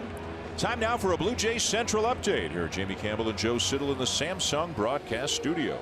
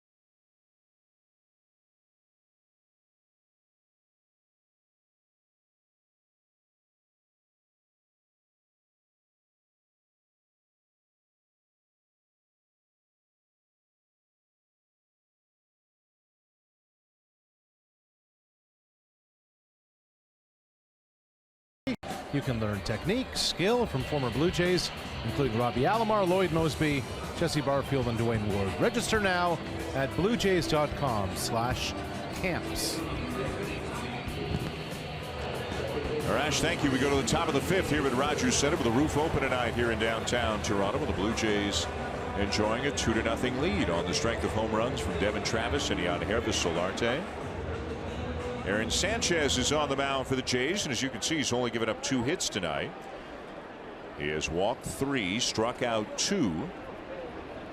And again, the command has come and gone so far tonight. So he enters the 5th inning with 73 pitches. Now remember, his last time out, when he was so upset with himself after how it went against Oakland, he went 4 innings plus 1 batter and had thrown 97 pitches when he was taken out. That's pitch number 74 here tonight. Yeah, and there's a good first pitch to Ian Kinsler, a changeup at 86 that dropped in there for a strike.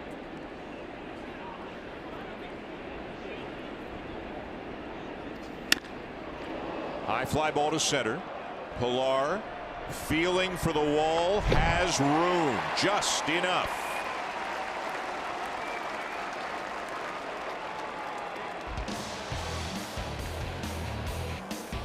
Save big at the outdoor living event at Home Hardware, on from May 16th to June 5th. Here's how. A couple of hard hit balls off of Angel bats tonight, one by Simmons, one by Kinsler, but fortunately for the Blue Jays, Buck, both of them to straightaway center field. And now, because Solarte's DHing, it does give him more time to tell more people about the home run that he hit earlier tonight. He said, you see that Kinsler guy, he doesn't have any power. I got power. I can hit it out anywhere. And I hit one out to left center. He's a lot of fun. He's one of those guys you want to see do well, because it's going to be more animated the better he does. And he brings a lot of character to this ball club, and he gave him a real spark early on in the season. He's got Joe Biagini curious right now. Look at Big Joe. He's not. One more. That was it. Yeah, we're watching you. Too bad he's so camera shy.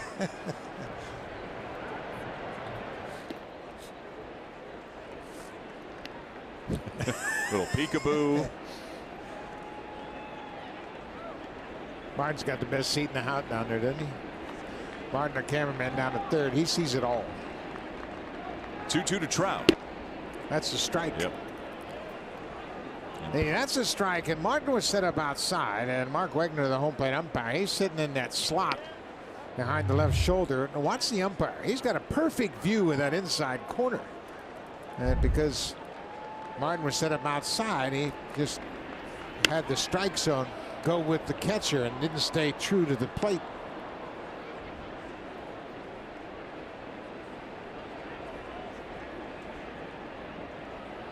Justin Upton waiting on deck for the Angels. 2-0 Blue Jays, top of the 5th, and a full count on Mike Trout, who has grounded out and walked tonight against Aaron Sanchez. And he missed away, ball 4. Sanchez unhappy, probably a little bit with himself and a little bit with the home plate umpire. That's 4 walks on the night. And you mentioned it, Dan, back in 2016. He did not have that type of issue with the walks. He was just much more consistent in his ability to throw strikes. But this year, it's been a real battle for him. Of course, in a tight ball game with a good lineup like this, every time you give them an extra base runner, giving them a chance to get right back in the game. A guy with power in Justin Upton takes inside ball 1. He's got 11 home runs on the season. He's driven in 21 runs in the month of May. That's tied for the most in the major leagues.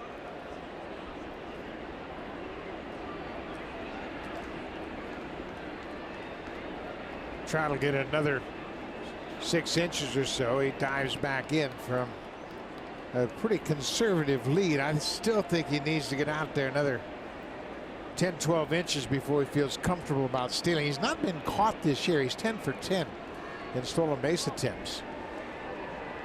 1 more foot, 12 feet. That's about where he needs to be. Not going. And a strike. Yeah, he has no intention from running from that lead. He's just not out there yet.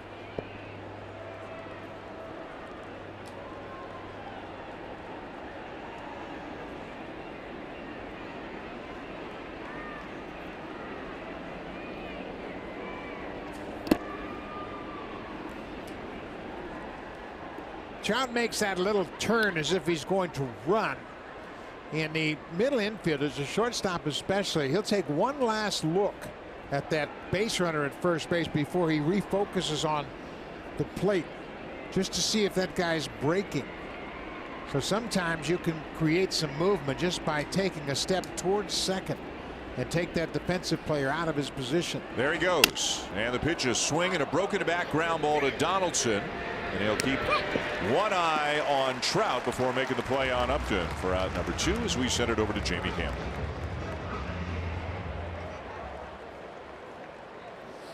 First baseman number 5, Albert Pujols.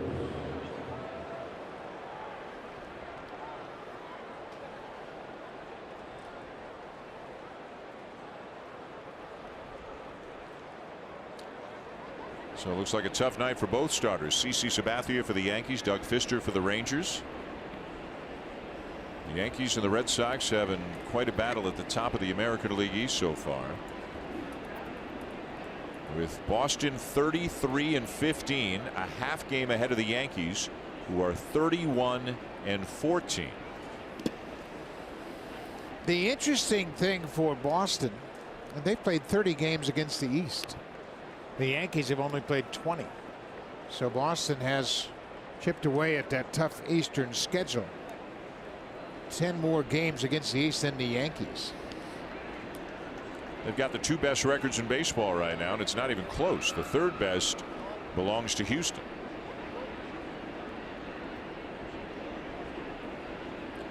Two to nothing Blue Jays. Runner at second, 2 down.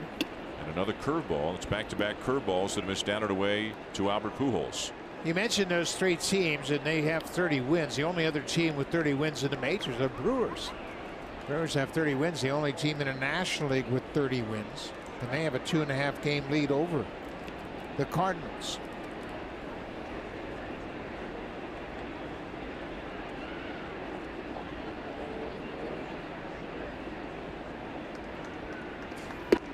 And they've got a guy in the bullpen, a left-hander, Josh Hader. If you haven't seen him, find a way to see him.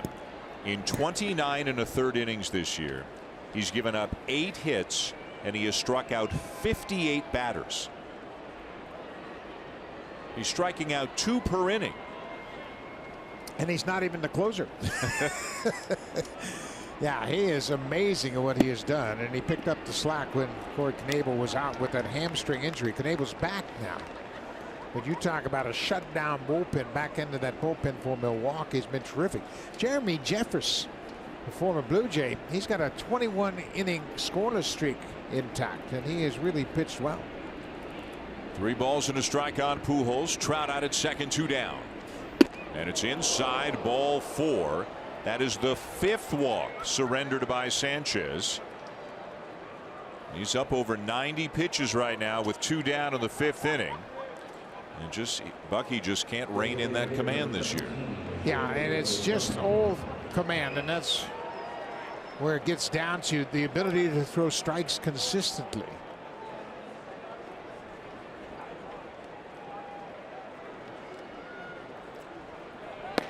And that'll activate the bullpen. Danny Barnes just now starting to throw.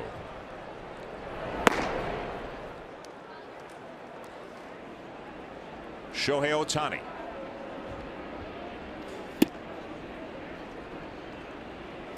Now, Russ Martin's going to spend a mound visit right here. Obviously, a pivotal point of this ball game with the Blue Jays up 2-0.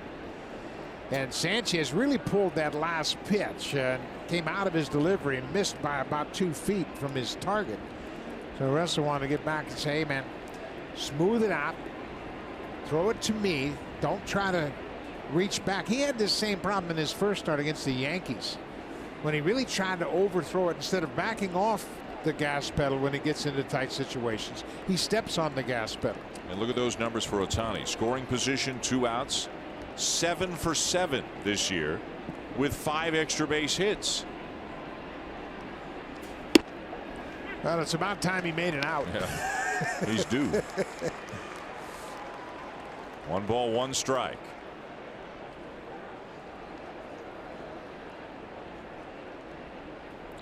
Sanchez really having to grind his way through the last couple of innings. They haven't scored a run off them. They've only got 2 hits. But a lot of deep counts. Ohtani has hit 6 home runs in his first 25 games. He's hit them all at home in Anaheim. Hasn't hit one on the road. He has home runs against Corey Kluber. He's got a home run against Severino. Severino's allowed 2 home runs. Ohtani has 1 of them.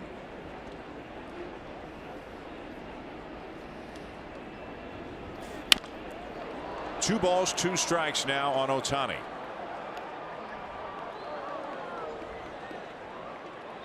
Now Skaggs has given up a couple of solo home runs tonight. One to Devin Travis, one to Yangervis Solarte. And it's 2-0 Blue Jays in the 5th, but the Angels have a couple of men on.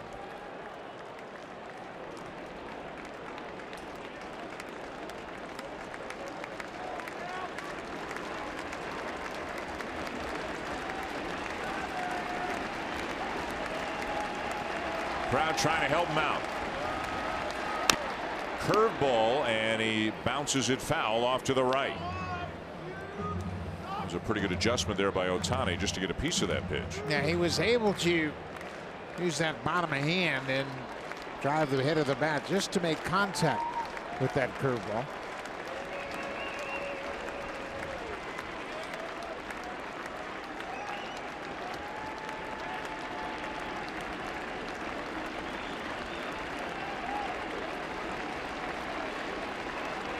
Again, the 2-2. A towering fly ball, but it's not that deep. Granderson is there.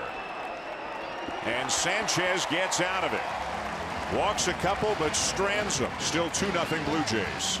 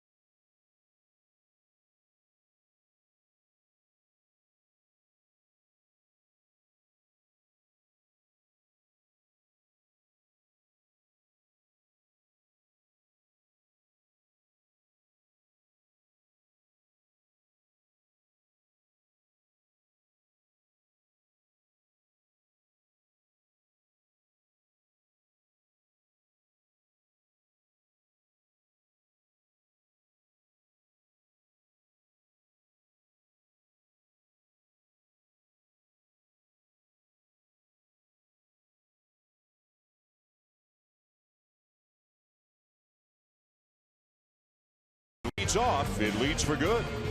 Devin Travis had really been mired in a season-long slump, but he gets a fastball from Tyler Skaggs, and he rips it over the wall in right field, the first run of the ball game. Travis's 2nd home run of the season. His other home run came off Chris Sale on the 26th of April right here at Rogers Center. Well, that's a great sign. Not only the fact that he hit a home run, but the direction in which he hit it. Devin Travis is a very good opposite field hitter. And generally, when a hitter is struggling, the first thing he thinks about is trying to hit it hard, and you come out of your strength trying to pull it too much. He looks at a curveball for his strike to get things underway here in the bottom of the 5th.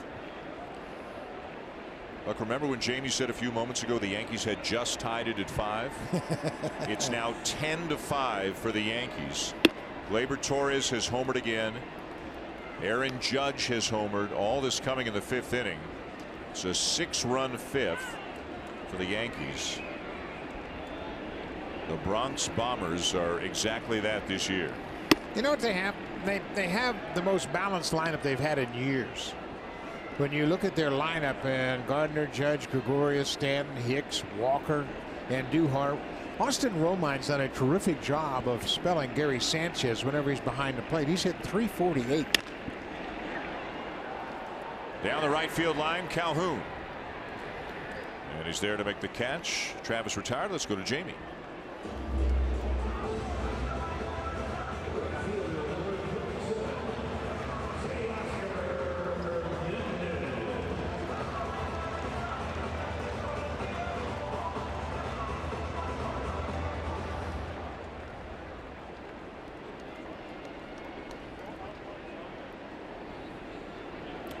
They're doing that without Gary Sanchez in the lineup tonight. They're doing it without Greg Bird, who's coming back soon. They got a guy, Tyler Austin, who's gotten 101 at bats this year. He's got 8 homers and 23 RBIs, and there's just not going to be anywhere for him to play. Neil Walker is hitting now, and Bird's coming back. Well, and we mentioned that's the fact that when managers have tough decisions to make, it generally means your ball club's playing pretty good. And the Yankees have a lot of depth. They believe Tyler Austin's hit 3 home runs against the Blue Jays this year. Hernandez adjusting the batting gloves. He is lined out to center, but also doubled. 2 runs, 4 hits, and an error for the Blue Jays. No runs, 2 hits, no errors for the Angels. The Blue Jays have left 3. The Angels have left 8 men on through 5 innings. They certainly have had their opportunities. And it's got to frustrate Mike Scioscia. It's been like that for a couple weeks now. Even on this most recent homestand, they just couldn't score any runs.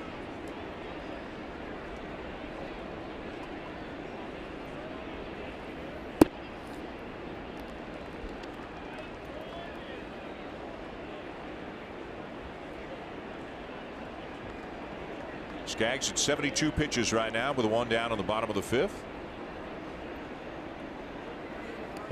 Bounces in a curveball. Meanwhile, after Sanchez came off the field, stranding the bases loaded, and he probably knew it was coming. He got the handshake from John Gibbons. 97 pitches through 5, and John Axford will be next.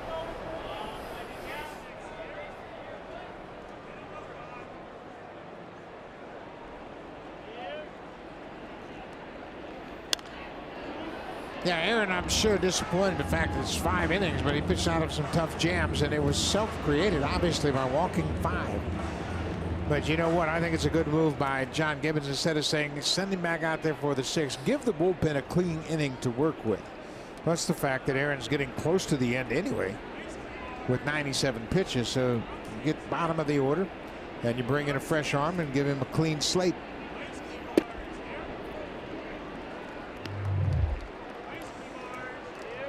Russell Martin knows it's been a struggle for Aaron, and they got through it. They get through 5 innings with a 2-0 lead.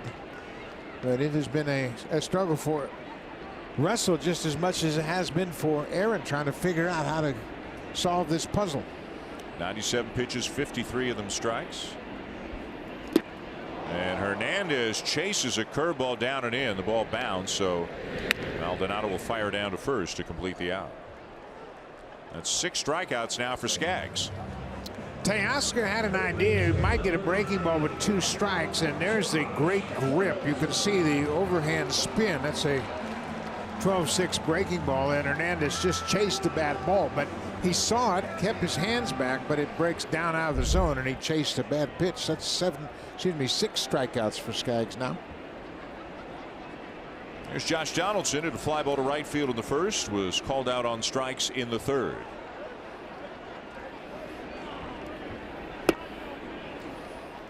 Now, the good news for the Blue Jays is that they only used 2 relievers last night, Tepera and Clipper. Neither one of them threw a lot of pitches, and the team was off the day before. So everybody should be available. And Gibby's going to ask the bullpen to throw 4 innings here tonight.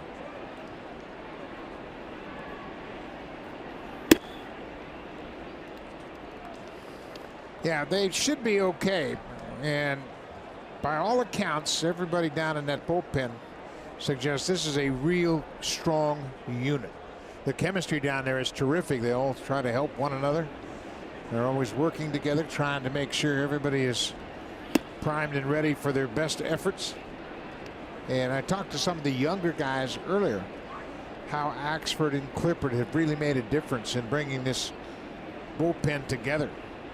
Some of the guys that have been here for a while believe that this is the best bullpen they've had, just in the chemistry aspect of things.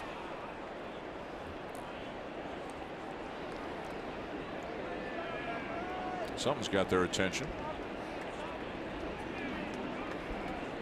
Probably watching the Yankee game.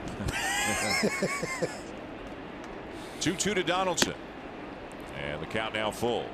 Maldonado and Skaggs have done a nice job of mixing up their pitches to Donaldson. You mentioned he got caught looking for a curveball his last time up and took a fastball for strike 3. They've mixed it up very effectively against Josh so far tonight. Curveball grounded down to third, and it skips past Cozart down the line. And Donaldson is on his way into second base. Well, he got his breaking ball that time. And Skaggs probably has second thoughts about it. And Josh is a very good hitter. Flat. It doesn't make any difference what you're throwing. He can hit. We have seen that now recently as he's starting to heat up a bit. That's another double. His third double in his last 2 nights. Cozart got over there and just missed it. But it skipped over his glove for a double, 2-out double for Donaldson. And saying hi to Albert Pujols on the way by. Let's see if Justin Smoke can capitalize now. He gets a curveball and it bounces it foul. Smoke has struck out and flied out to center tonight. Smoke might get a few better pitches to hit in this at bat because Solarte hit a home run his last time up, and Solarte's on deck. So instead of just flat out pitching around Smoke, he might get a pitch or 2 to hit.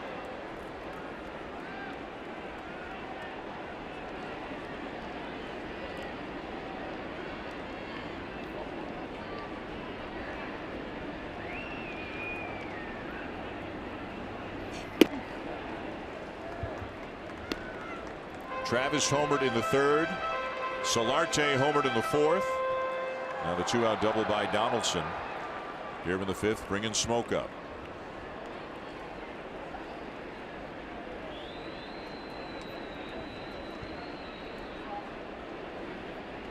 One. Got a pitch to hit there, a little bit outside. He fouled it off. 1-2. Been clutch for the Blue Jays all season long. 13 hits have resulted in 19 RBIs for Justin. He's got the Donaldson in scoring position at second.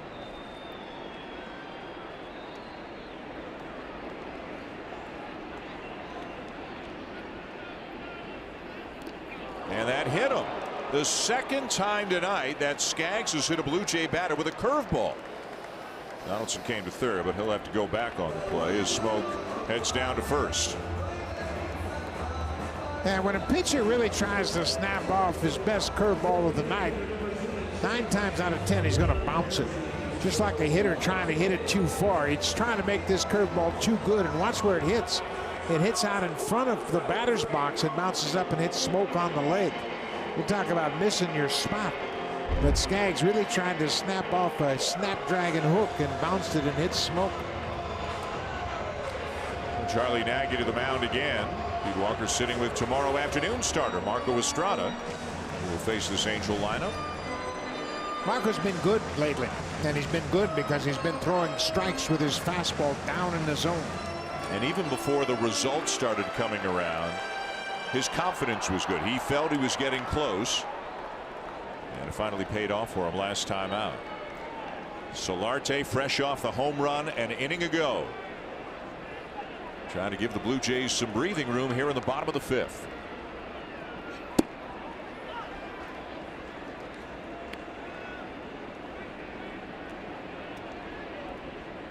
Solarte's got that swagger. We have seen it all season long. And he's a guy that can get hot and stay hot for a while. But you can see how intent his focus is right now. Up the middle, and this ball's going to sneak through. Donaldson will come in to score on the RBI single that makes it 3-0.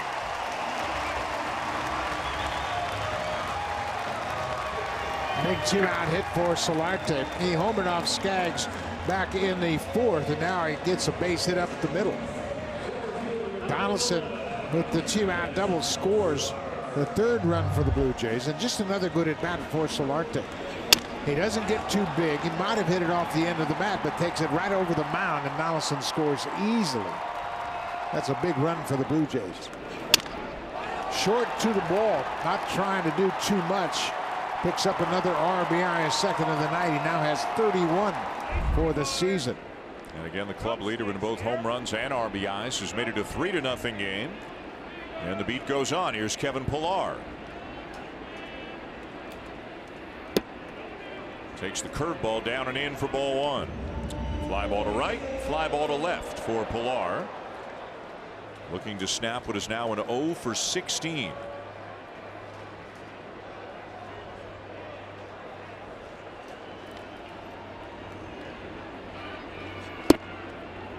A couple of good takes to make it 2-0. It's a good sign for a guy who every now and again can expand the zone, get a little over anxious. Yeah, and that's when he really gets in trouble, when he starts trying to hit everything. All he got to do is hit strikes. That's what he was so good at early in the season, laying off those borderline pitches.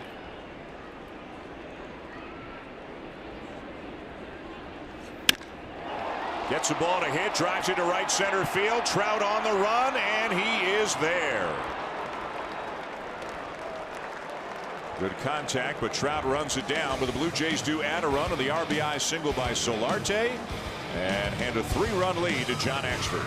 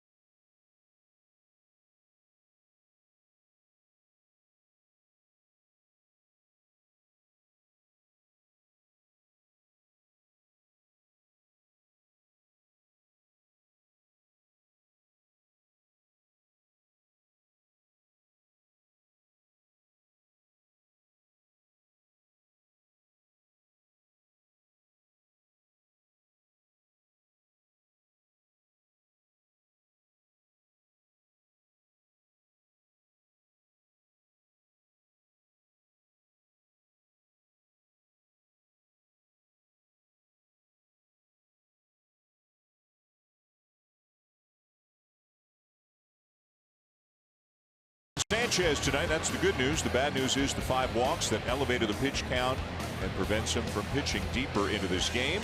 But he does leave with a 3-0 lead as the Jays turn it over to the bullpen. First man up tonight's John Axford. John Axford making his 21st appearance of the season, and he's been very good in his first year here with the Blue Jays. Axford, his last appearance, he had a leadoff walk in that Oakland game that the Oakland A's came back and scored 5 runs in the 8th inning to win it. So he's anxious to protect this 3-run lead for Aaron Sanchez now. Nice evening sky here over the ballpark in Toronto. A 3-0 lead for the Blue Jays over the Angels. And Andrelton Simmons will lead it off. Simmons, Cozart, and Maldonado, the 6, 7, 8 hitters for the Angels tonight.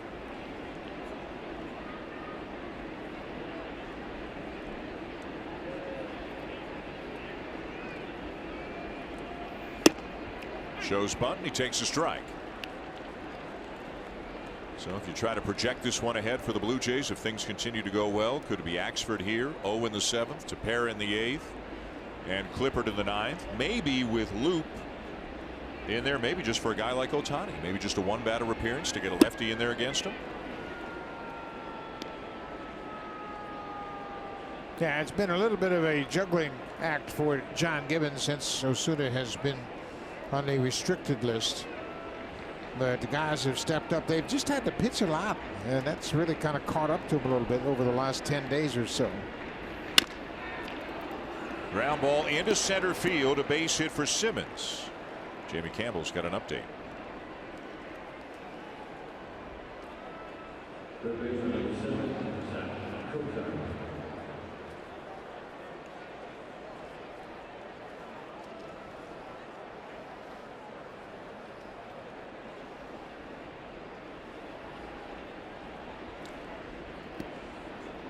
They sure are. 3-game series between the Blue Jays and the Phillies. They'll see a guy having about as good an offensive season as anybody in the National League is having this year. Odubel Herrera is hitting .345 so far this year.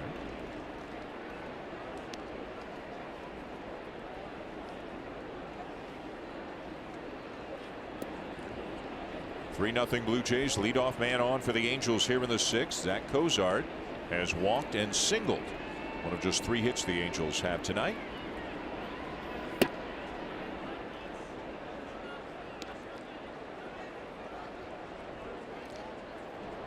Senwano starting to loosen up after the base hit by Simmons. Trying to play things out, figuring out where you're at in the lineup and how you could finish off this game.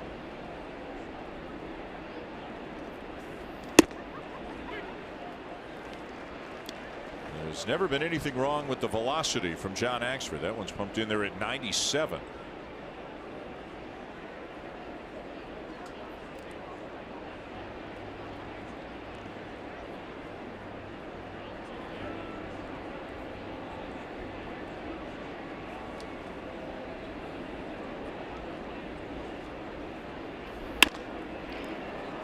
Into right field, and Hernandez will have to play it on a bounce. First and second for the Angels with nobody out.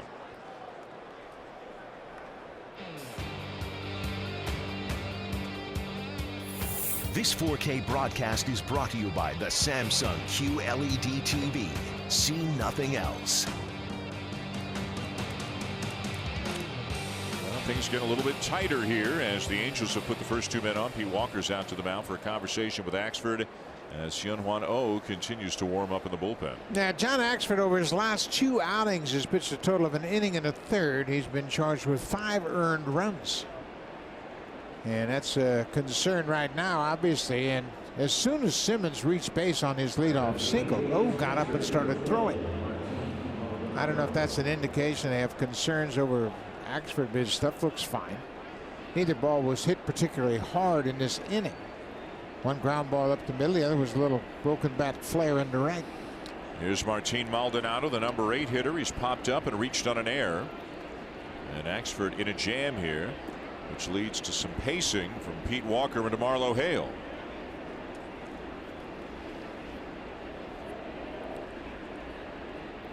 And still a long way to go in this one. Just the 6th, nobody out.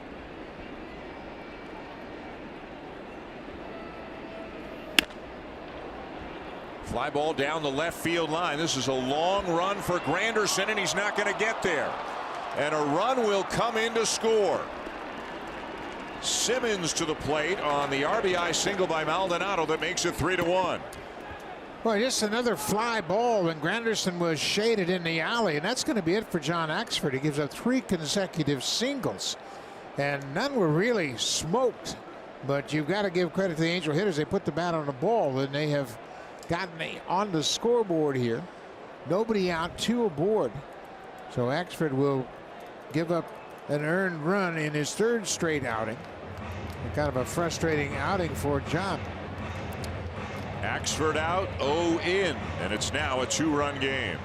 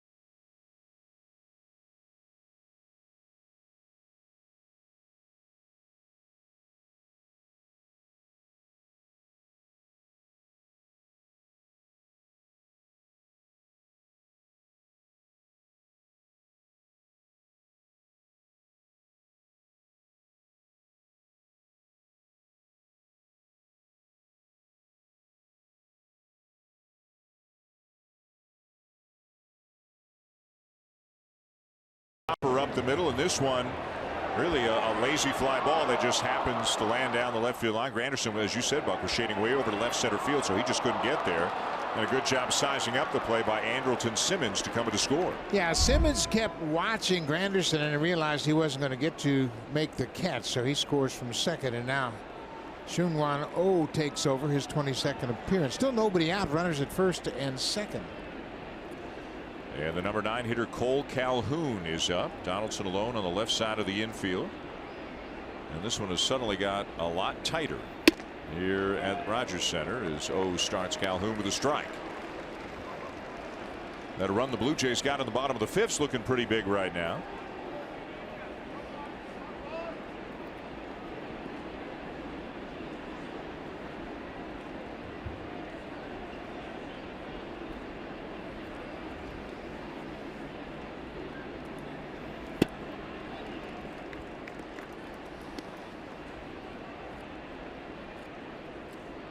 Middle game of a 3-game series between the Blue Jays and Angels, and the Blue Jays on the strength of home runs from Devin Travis. You got Hervis Solarte. Solarte's driven in 2.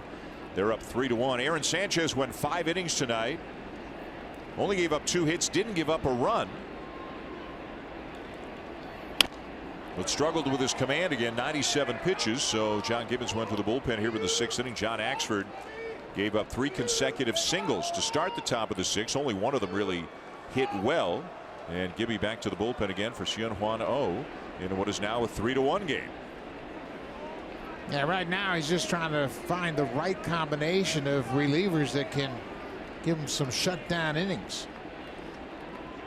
2 outings ago on Thursday against the A's, Oh had a rough outing.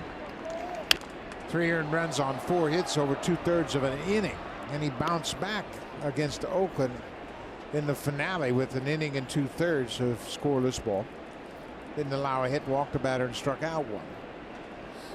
And again, in the absence of Roberto Osuna, everybody else in the bullpen is being asked to either step up a level in terms of the importance of the situation in which they're pitching, or maybe being asked to pitch a little bit more often. And it can get taxing in a hurry, especially if the starters don't give them enough innings. Well, good job by Russell Martin to block that ball and keep the runners in their places. The ball was well out in front of home plate, and no telling what happens if they move up on a wild pitch. But watch how quickly he's able to get on that ball. First checking Kozar at second.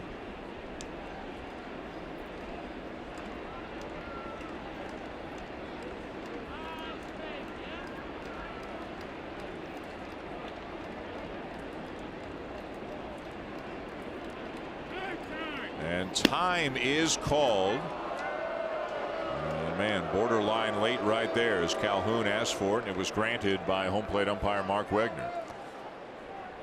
Yeah, it was a long time. Oh was really checking the base runner at second. Took an extra bit of time, and Calhoun had to wait too long and ask for time. Watch how quickly Calhoun asked for it.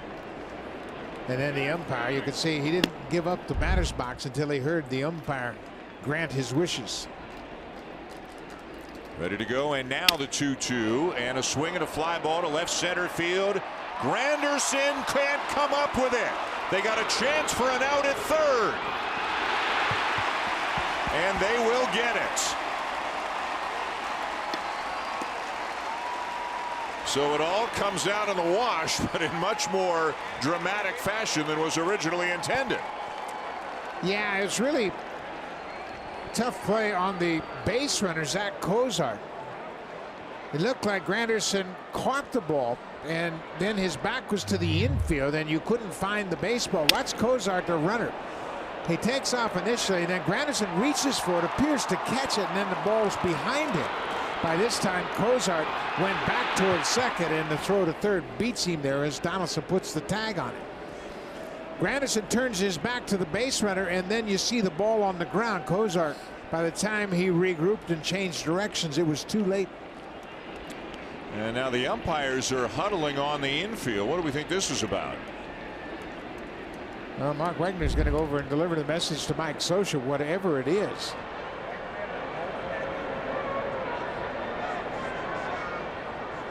But Scioscia is arguing some point.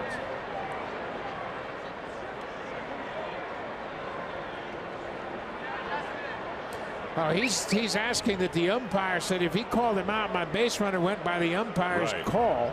The ball was safely dropped, and then my base runner shouldn't be penalized because the umpire made the wrong call. Did the second base umpire raise his right fist and say the batter is out? You called him out. Now my base runner reacts to the umpire's call.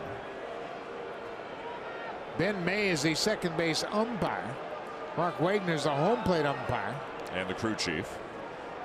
And he said, now wait a minute, all we can do as players is react to what we see from the umpire. So this is kind of interesting, but the umpires were aware of it because they were the first ones that got together and talked about it. Now watch the umpires after this game. There's the umpire at second base, and then there's the call. Well, it must have been from the third base umpire who went out towards the outfield. The second base umpire, Ben May, just made the call on the play at third. It must have been the third base umpire, Mike DeMuro, who signaled that the ball had been caught in left field, if we're reading this situation correctly. Yeah, and DeMuro, the third base umpire, would go out into the outfield, and then you can see the throw beats Cozart. There's the umpire.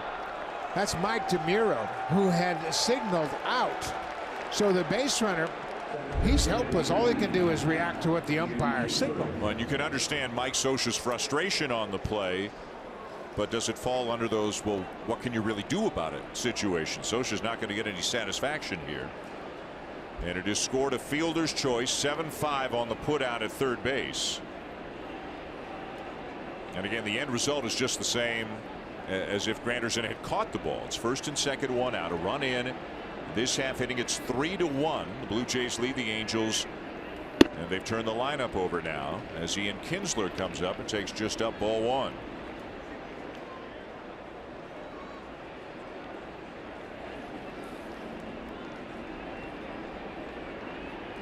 So Kinsler up, Trout on deck, still just one out.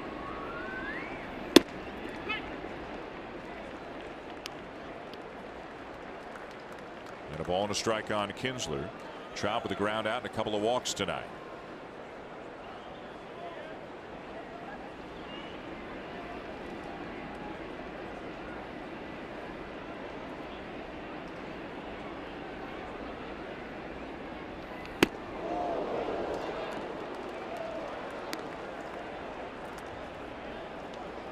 Boy, talk about a grinder of a half inning here where nothing is coming easily for these Blue Jay pitchers. First Axford and now O. Yeah, and Axford gave up 3 consecutive hits, but none of them were really hard hit balls. Ground ball up the middle off the bat of Simmons. Little fly ball into right, dropped in front of the right fielder Hernandez. And then the pop up off the bat of Maldonado. 2-2 on Kinsler.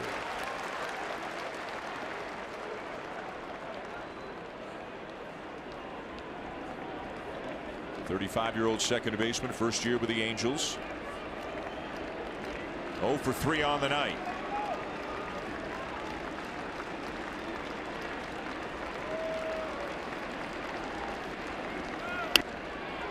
Out of play.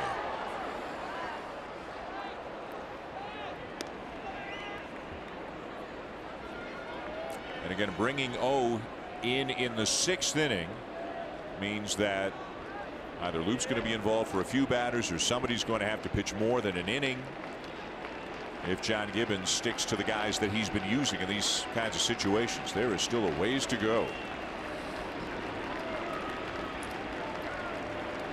Again, the 2-2 and fouled back on a fastball.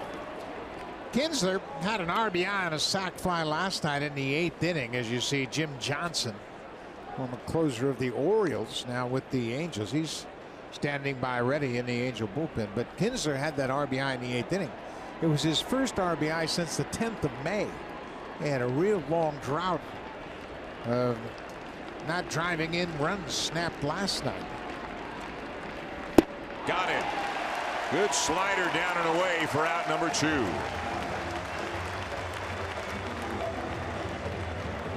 This is the 3rd big league season for O, and last year he had his problems because he couldn't locate the slider, and there's a perfect example of how you make it most effective.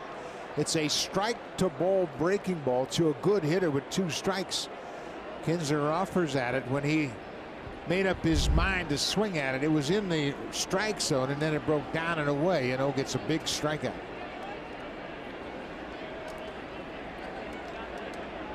But he's not out of danger yet. Here's Mike Trout.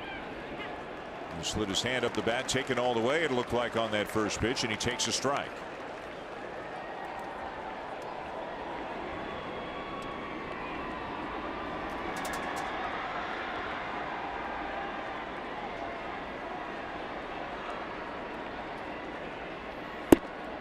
Just down and away, 1-1.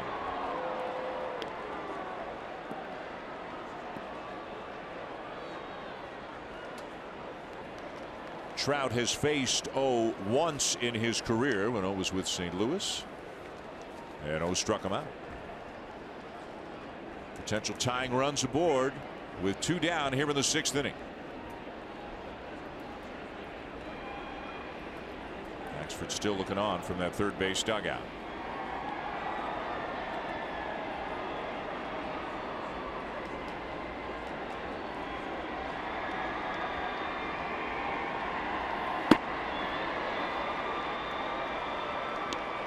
Trout has walked twice already tonight, and he is different this season. He's not up there wailing at everything, and he's much more patient. He has more walks than strikeouts. And right now he might expand his zone a bit, trying to cash in. Still lays off that borderline pitch upstairs.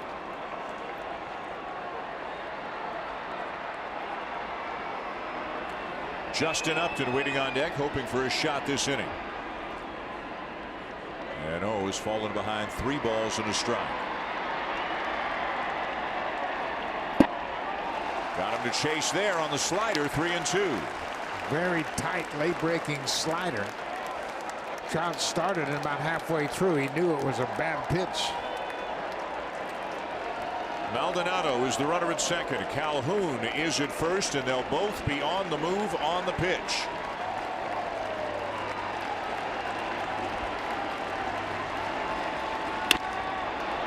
Into left field, that's a base hit. Rounding third and coming in to score, Maldonado. Throw to third in time. And again, the Angels will say, hang on a second, we might want to have a look at it. A run in to score to make it 3-2. This is interesting. There's a lot of things going on here because the throw from Granderson to third base, they called Calhoun out at third. The home plate umpire, Mark Wagner, waved off the run at home. Because the tag was applied at third before Maldonado crossed the plate. So as you say, Buck, there is a lot going on here. If there's any contact there, look at the bottom of your screen. He's not even close. He's not even close, and that's why Mark Wagner, the home plate umpire, waved off the run, because Mike DeMiro at third called out Calhoun. So they're checking a lot of things here. So this is huge. It's either 3-1 inning over or 3-2 inning still going. A lot of things going on. Granderson made a terrific throw to third, and Donaldson says, throw it to me, and then makes a backhanded tag on Cole Calhoun, and you can see the runner, Maldonado, not even close, and O picked up on it right away, said that run doesn't score. So now the ruling is whether or not Calhoun is out or safe. He is called out on the field. So it's going to take substantial evidence to overturn the call on the field. And again, this has the bearing of either putting a run on or taking a run off the scoreboard too.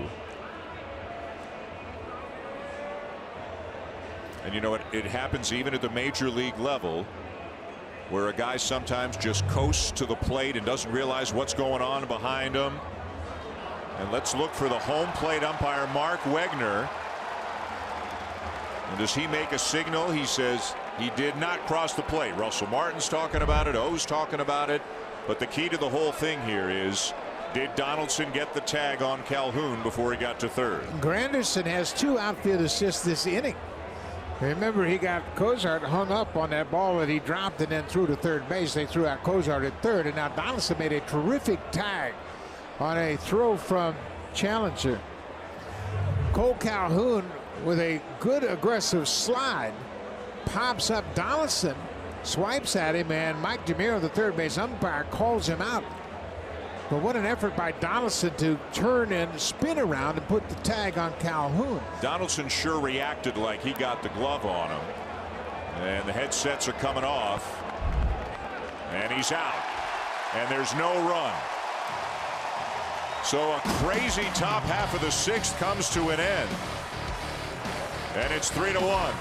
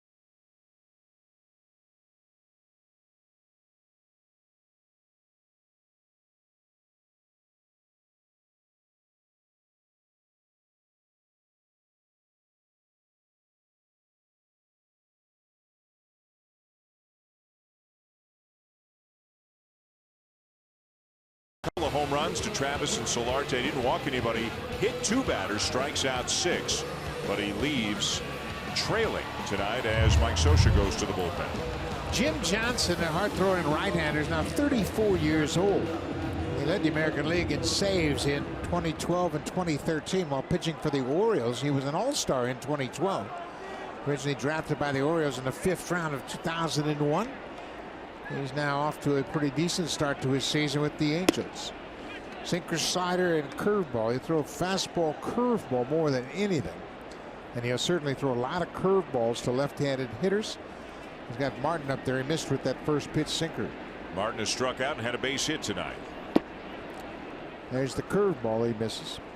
Well, Buck, that's not the strangest half inning we'll see all season, but that was pretty weird. It sure was. To be able to hold the opponents to a run on 4 hits is pretty special. Curtis Granderson with 2 assists, both to third base. Granderson now has 4 assists on the season. 2 7-5 putouts in the same half inning.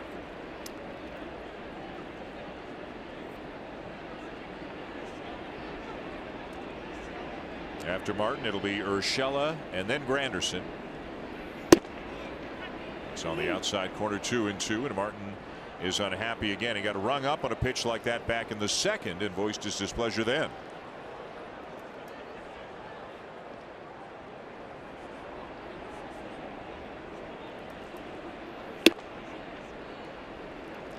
Johnson will throw that fastball. It, like Sanchez, will swing back to catch the outside corner. And a big swing and a miss. Martin strikes out, 1 down.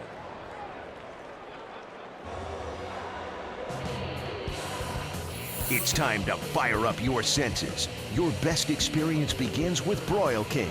Available at your local home hardware. Here's how. We have moved into nighttime here in Toronto. Dan Shulman, Buck Martinez, and Arash Madani. A 3-1 lead for the Blue Jays over the Angels. Here's Gio Urshela, who's grounded out and been hit by a pitch.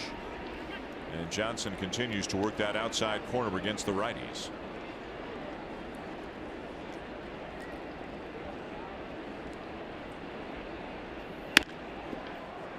And a jam shot ground ball down to third.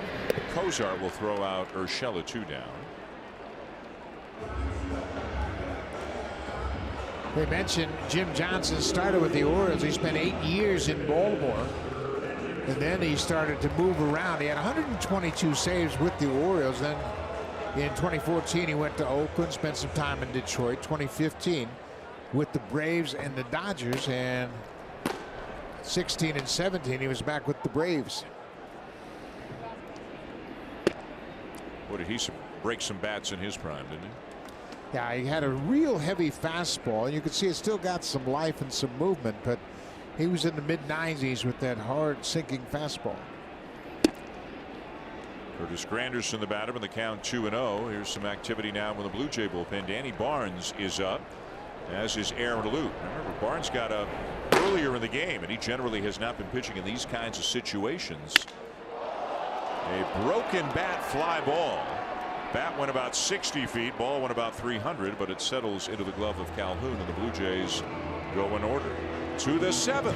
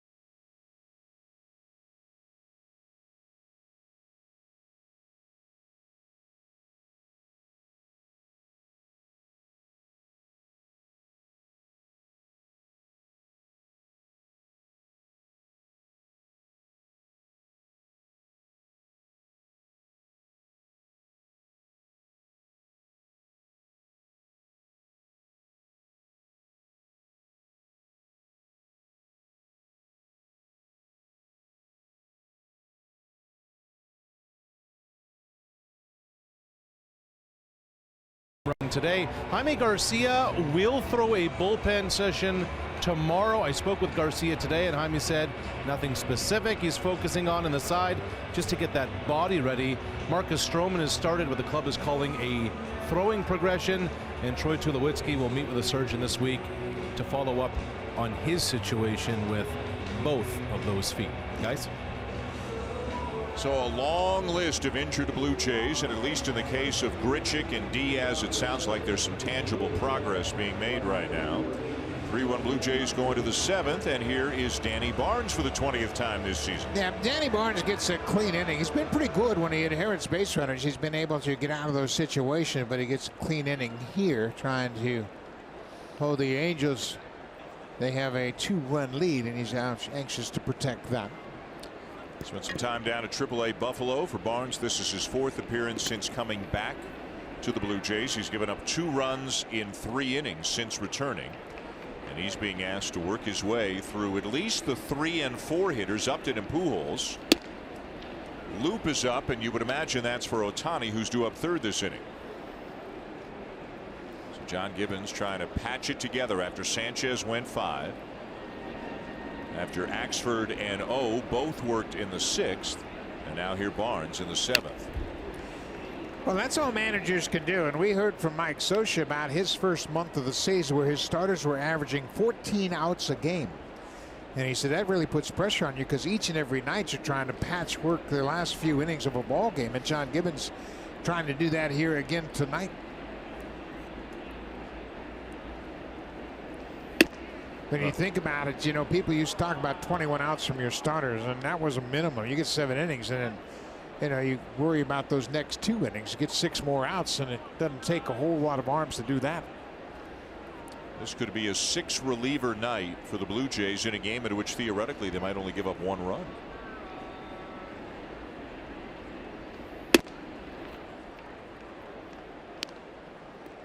Eric Hinske, the hitting coach for the Angels, former Blue Jay, former Rookie of the Year with the Blue Jays. Got the iPad out. They're trying to figure out who's coming in and what they've got. You're allowed that. You're not allowed to communicate with it. You can't have it on and Wi-Fi and that sort of thing, but you can have all your data stored in it as Barnes walks the leadoff man.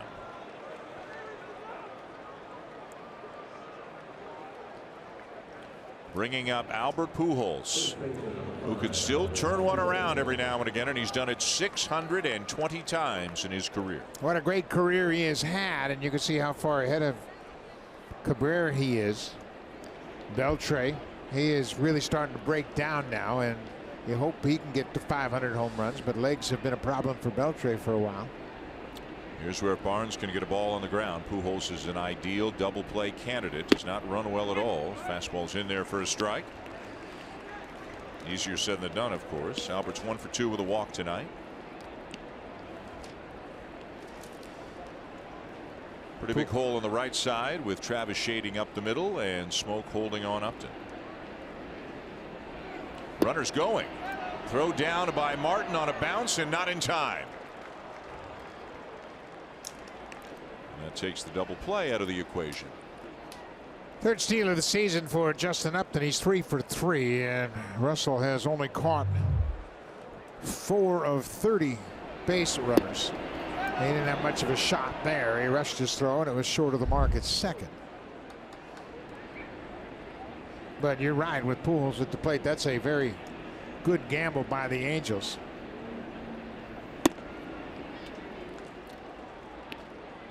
And yet another reliever is up. Ryan Tepera has joined Aaron Loup, meaning again we're just projecting and speculating. Loup comes in to face Ohtani, and then Tepera comes in right after that, potentially to face a string of right-handed batters who are due up. Still 9 outs to go. There's the ground ball. Upton back to second, and Urshela will throw out Pujols one down. Yeah, good idea to go ahead and gamble on a stolen base. That would have been a routine double play off the bat of Pujols. And here comes Gibby, and he's already made the call to the pen for Aaron Loup. So Ohtani due up and Loup on his way in a 2-run game.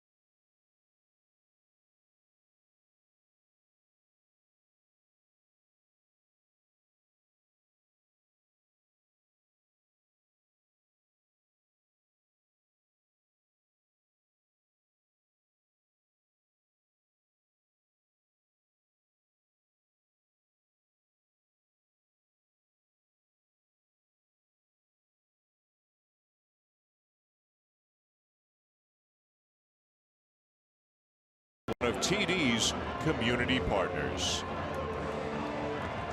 The Blue Jays trying to kind of scratch and claw their way out by out, reliever by reliever, to the finish line in this game, and now it's Aaron Loup in to face Shohei Ohtani. Aaron Loup last pitched on Sunday. He had 2/3 of an inning in that ball game. He will be sac fly, back-to-back sac flies, as a matter of fact. Loup, lefties are hitting 286, righties hitting 270 against Aaron Loup. Shohei Ohtani is just 4 for 20 batting against lefty pitching. He represents the tying run. 3-1 Blue Jays in the 7th, and it's a little bit down and in for ball 1. Ohtani 0 for 2 with a walk tonight, 0 for 3 with a walk last night.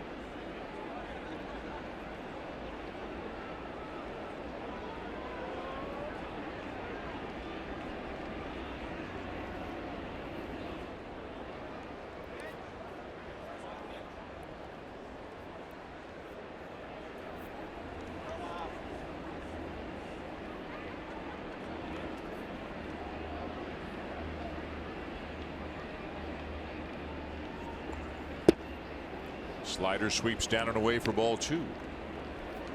Loup has been much better when he's able to throw that fastball down for a strike.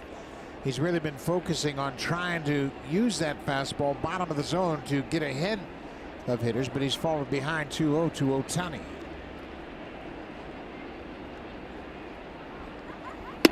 There's a strike. Good quality strike there at the bottom of the strike zone from Loup.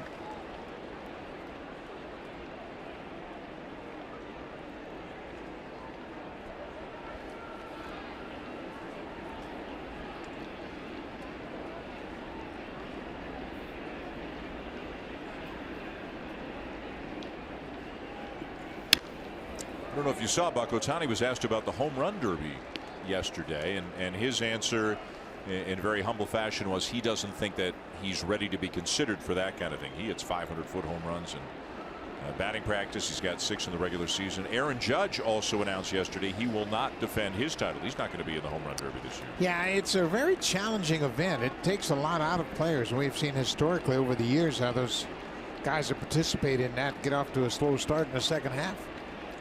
Big pitch here, 2-2, and it's right there for strike 3 called, and a big out for Aaron Loup. And here comes Gibby again. That's all he wanted from Loup. Get the left-handed batter, and that he did. Well, take a look at this last pitch, and that's what Loup was trying to do throughout this at bat. Throw a good quality pitch down in the strike zone. He gets Ohtani without him getting the bat off his shoulder. A terrific outing for Loup. Just a one-batter outing, but he got a big out with Ohtani. Ryan Tepera coming on, 2 down, and it's 3-1 Blue Jays.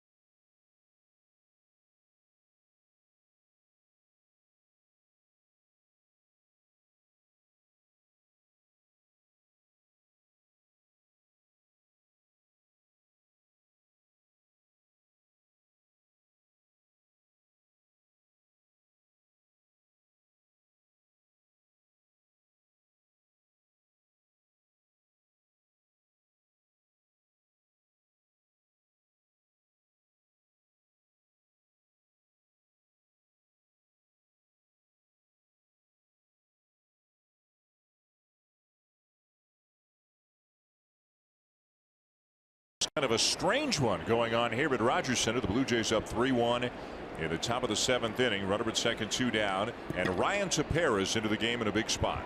His 25th game of the season, and is a big spot indeed. And he's got a tough hitter in Andrelton Simmons, who singled and scored the first run for the Angels, the only run for the Angels.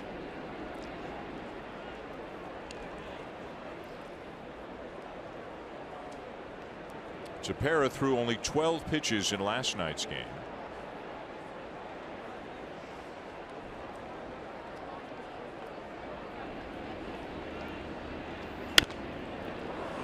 Popped up, foul territory, and this will get back out of play.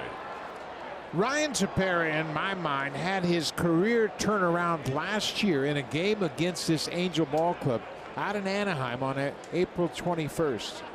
He pitched 3 innings in that outing. Longest outing of his career, a 1 hit, He hit a batter and struck out 3, and I think that proved to him that he could pitch the entire lineup and pitch effectively. From that point forward, he became very aggressive, and he became one of the most consistent late inning pitchers in the American League. Boy, good fastball there at 96, and it's 1-2. He had another outing a few days later against Tampa Bay right here at Rogers Center, where he went 3 1/3, again just 1 hit allowed, but facing the whole lineup, he got a chance to see just how good his stuff was. And now he is really confident that they can throw a lot of pitches in the zone. Well, that's a pretty good stab right there by Martin.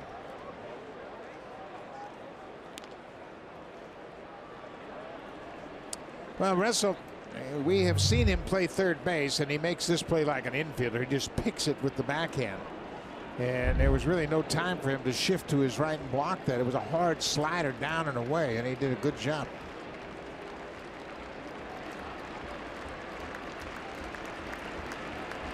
Tough customer at the plate in Simmons. High fly ball left field. It's playable. Granderson there, and the Angels will leave a man on. Tepera gets out of it. It is still 3-1.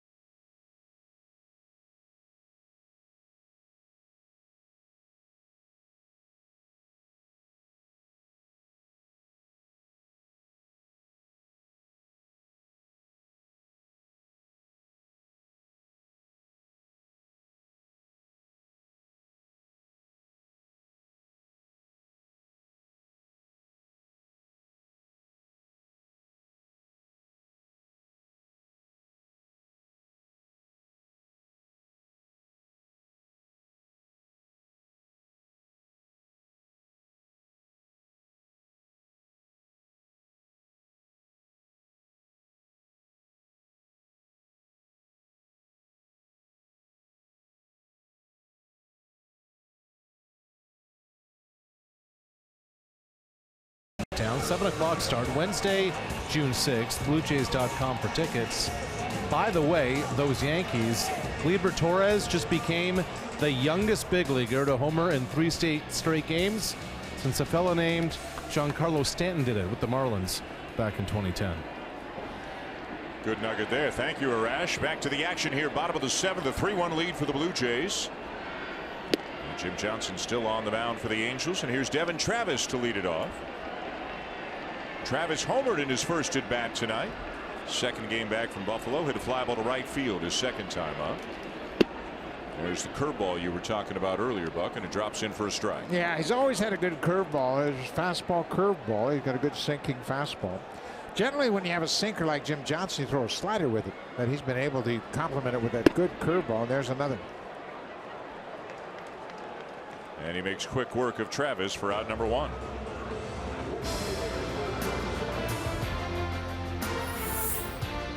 The 2018 Civic Type R, like no Honda you've ever seen.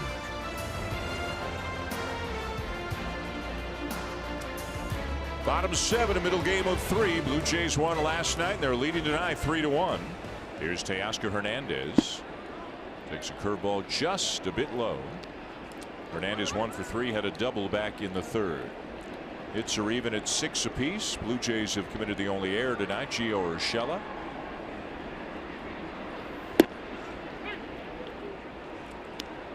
Funny game. The Blue Jays are winning, and they've used 5 relievers, and the Angels have used 1. And the 2 starting pitchers went the same distance. different construction of your bullpen. The Blue Jays don't have a real legitimate multi-inning guy except maybe Deck McGuire down in that pen. Ryan Tepera will be back out to work the 8th.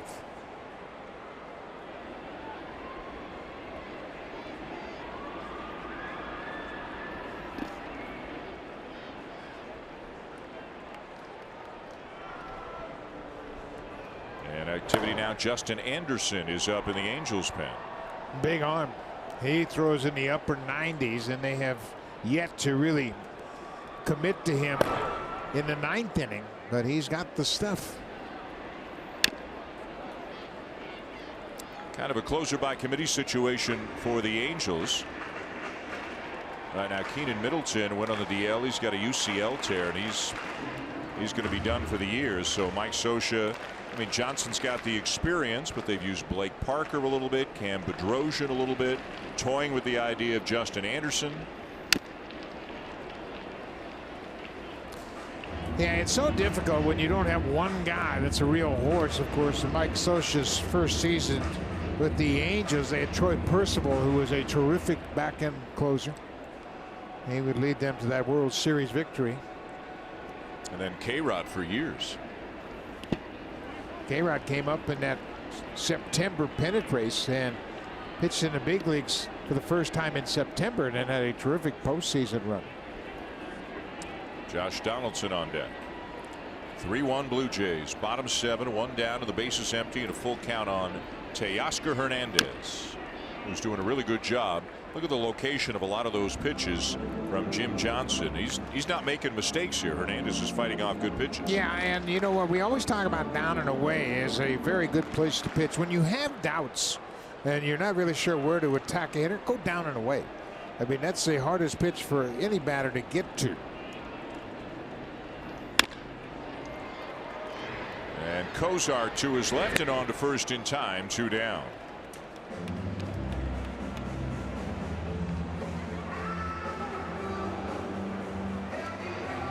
Johnson will stay to face Josh Donaldson.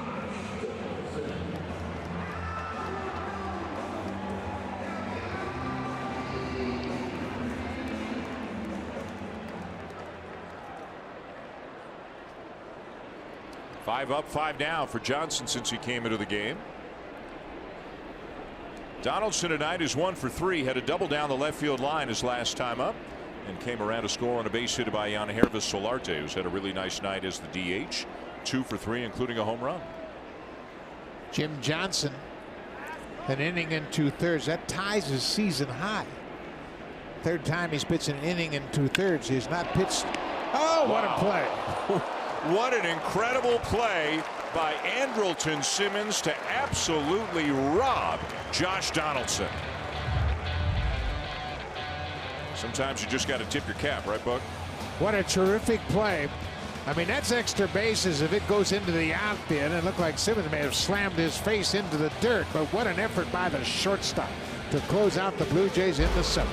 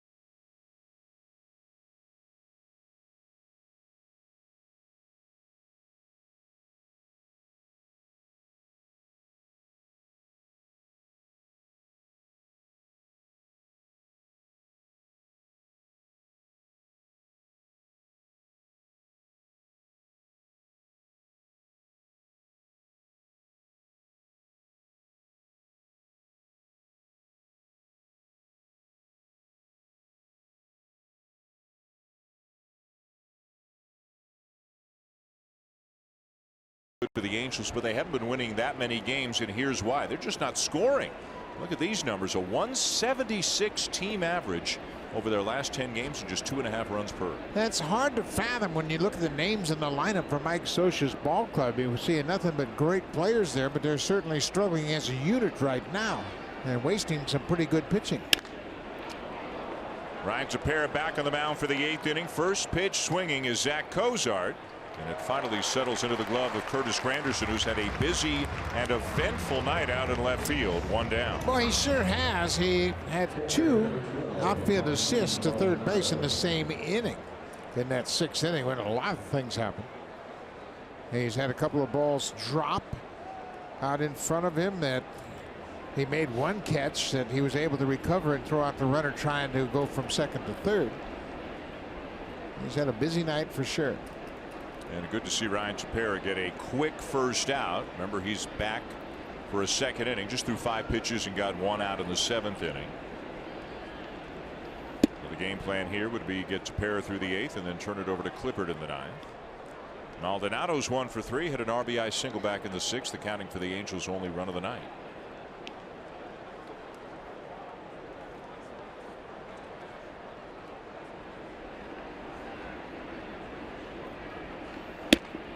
Shortens up on the bat and he takes a strike. Boston and Tampa Bay are playing tonight. That game is in the 8th inning down at the Trop, and it's a 1-1 tie between the Red Sox and the Rays. David Price and Chris Archer, each of them went 6 innings. Each of them gave up a run. The veteran and the student, if you will, when that's right. Archer was a youngster. David Price, 408 earned run average. Chris Archer, 468. Price is starting to get it together now. He had 9 strikeouts in that outing, as you mentioned. Blue Jays will see the Red Sox. Middle stop of the road trip. Early next week, they'll be at Fenway for 3, including a holiday game, Memorial Day on Monday down in the States.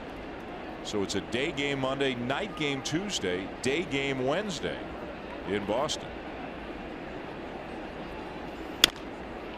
Out of play. Tepera missed his spot. You could see Russ Martin was very adamant. He wanted that ball up. But Tepera missed down, and Maldonado, all he could do was foul it off. Ryan has not had an outing over an inning long this season.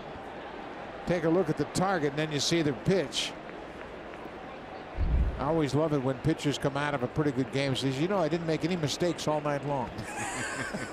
Well, none of your mistakes were hit.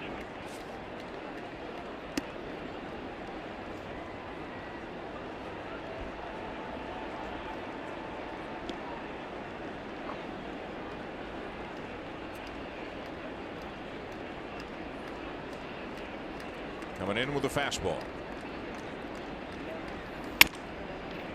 Great location, broken back ground ball to Donaldson, and just like that, 2 down.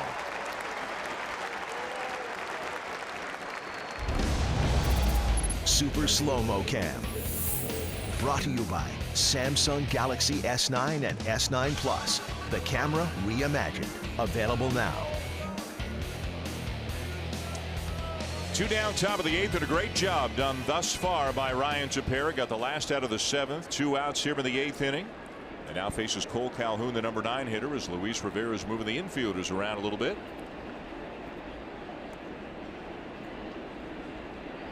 And the Blue Jays have the shift on it with 3 on the right side. Donaldson's come around to the right side of the diamond. Boy, you'd love to get this out and not have to mess with the top of the order with anybody on base here in the 8th inning.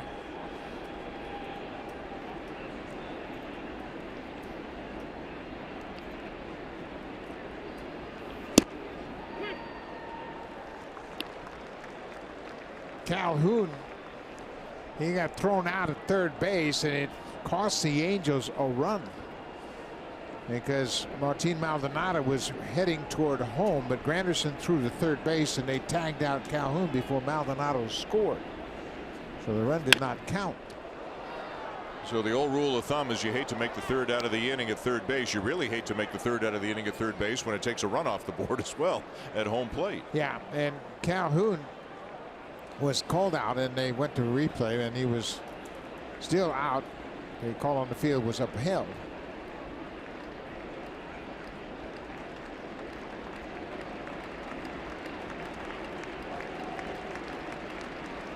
It was such a pivotal play because it would have been 3-2 at that time.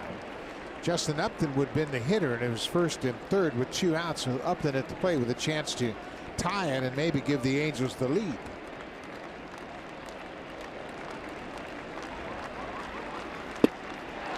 What a job by Ryan Tepera tonight. Retired all 4 batters he faced. Still 3-1 Blue Jays.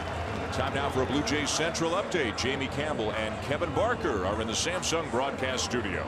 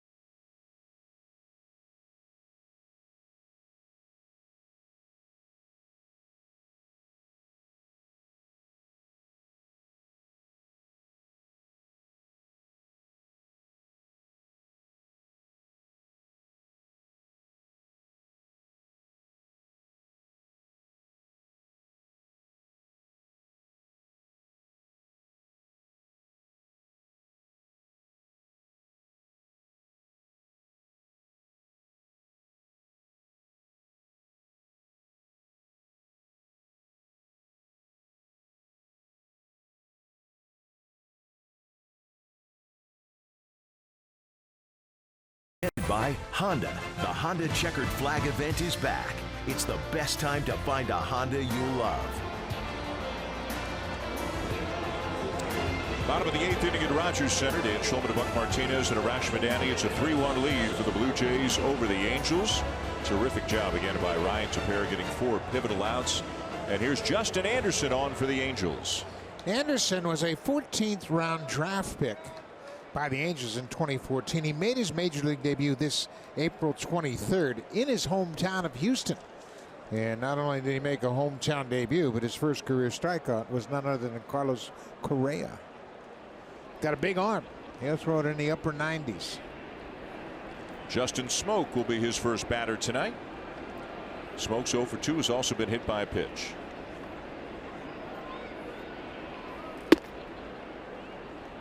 Jim Johnson 6 up, 6 down out of the bullpen for the Angels to keep them close. A couple of home runs for the Blue Jays tonight. Devin Travis, Yangervis Solarte. It's even at 6 apiece. Both starters went 5. Skaggs for the Angels and Aaron Sanchez for the Blue Jays.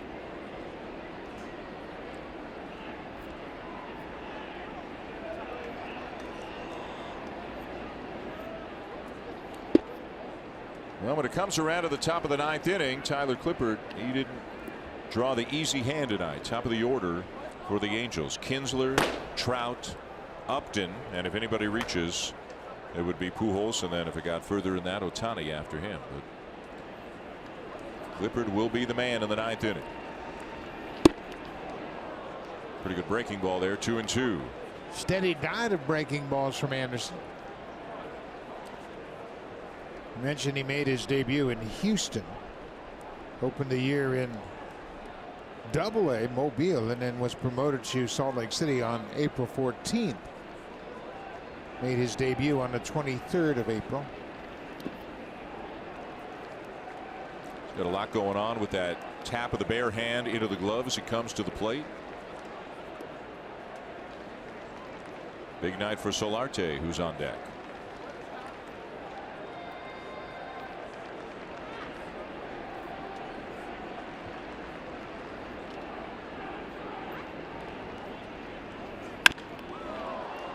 Anderson got that one up a bit, but it's lifted in the air for Kozar down the line, and he'll make the catch just in foul territory for out number 1. And there's Solarte DHing tonight, first time this season, and he gets a high fastball from Tyler Skaggs in the 4th inning and rips it over the wall. Of course, Solarte's 11th home run of the season. He would add another RBI with an RBI single in the 5th. He leads the Blue Jays in both of those categories, home runs and RBIs.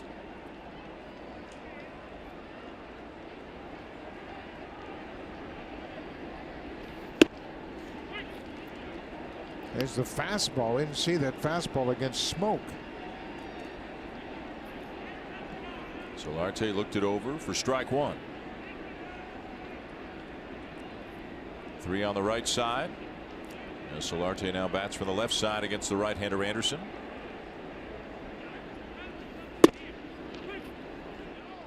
Tough pitch on that breaking ball, down and away.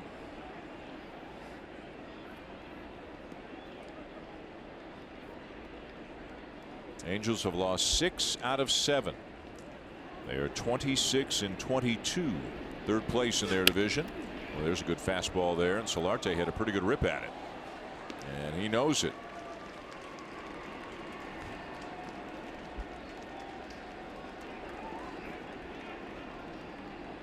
.98, and he didn't miss it by much.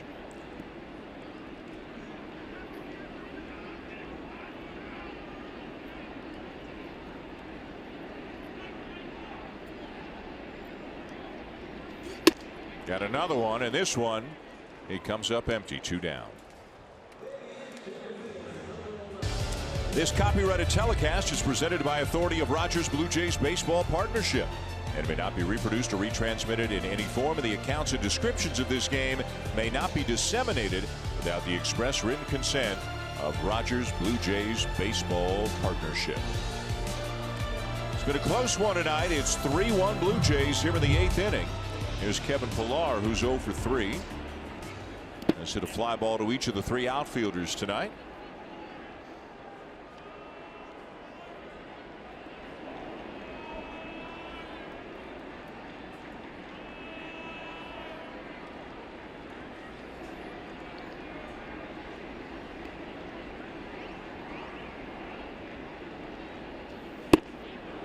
There's the slider again. Yeah, you talk about a reliever. He can get by on 2 pitches, and we've seen 98 from Anderson with his fastball, and he's got a lot of confidence in his slider. And he threw all sliders to Smoke to start this inning, got him to pop out. And that one a little less up and down, a little more right to left. The Angels are anxious for somebody to step up and take that closer's role. They've got pretty good starting staff, and they just don't have that lockdown closer. And you could easily see them in the market for one if they're in it in July.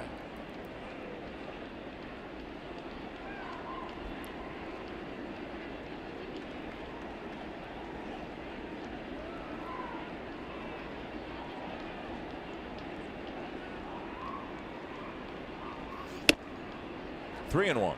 99, but outside. He's got an easy delivery. You can see why they're kind of excited about the prospects for what Anderson might be eventually.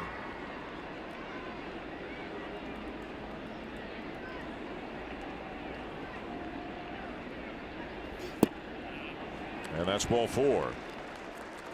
Did you see where the Cardinals have they've got a rookie reliever, Jordan Hicks, who has thrown 2 pitches at 105 miles per hour this year, and had one, I think it was one 5-pitch at bat where every pitch was over 100 miles an hour.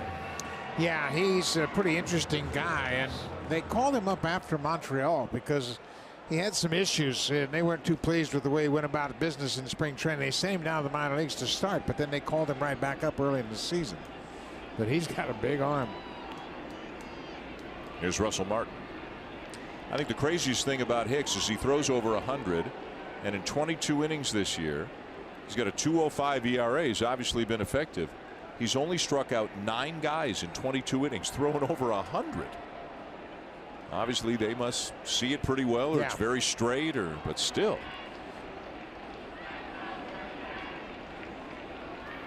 Now, Tom Seaver always said there are three components to pitching: location, movement, and velocity is the least important. And I'll trust what he says as far as pitching. Ball one to Russell Martin. 1 for 3, a base hit, and a couple of strikeouts. 3-1 Blue Jays, bottom 8. In front of 25,504 tonight at Rogers Center. Got that one up a bit. 1-1.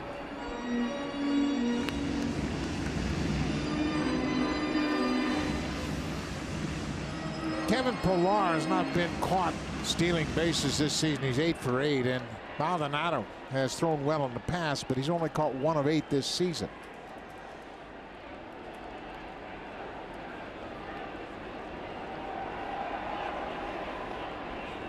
Not a bad time to go here, and Pillar draws a throw.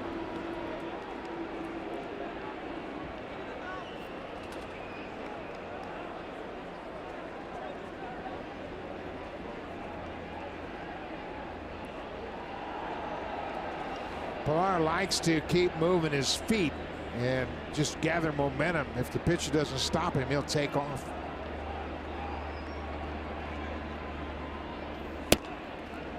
He came to a stop, so he didn't feel like he could run. But if he can keep walking his way off first base and the pitcher makes a move toward the plate, he'll take off.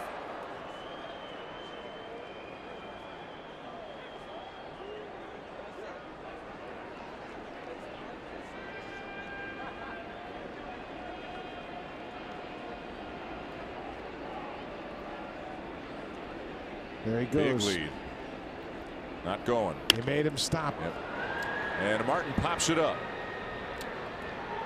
Albert Pujols is there, and that's all for the Blue Jays in the bottom of the 8th. So we will go to the 9th. The Jays are up 3-1. Top of the order for the Angels against Tyler Clippard.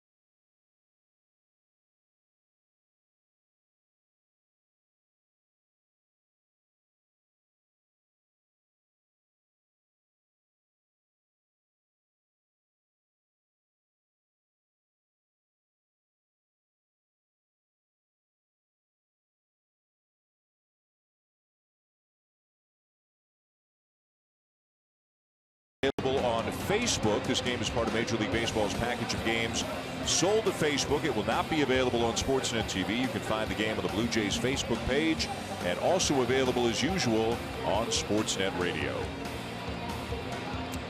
9th inning. The Blue Jays have kind of bobbed and weaved their way with the bullpen through the last 3 innings. They get a 2-run lead going to the 9th for Tyler Clippard. 6th relief pitcher to work for the Blue Jays to try to close out these final 4 innings, and Clippard has been good all season long. 26th appearance. He is 4-1. That's tied for the most wins out of the bullpen, but now he's not concerned about a win. He's concerned about a save. Trying to save it for Aaron Sanchez. Sanchez went 5 shutout innings tonight. Here's Ian Kinsler. Top of the order for the Angels: Kinsler, Trout, and Upton.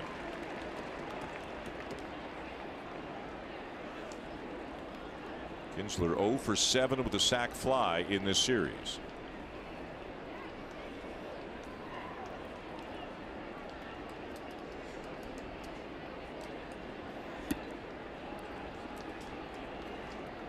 Tyler Clippard is two of three in save opportunities since moving into that closer's role.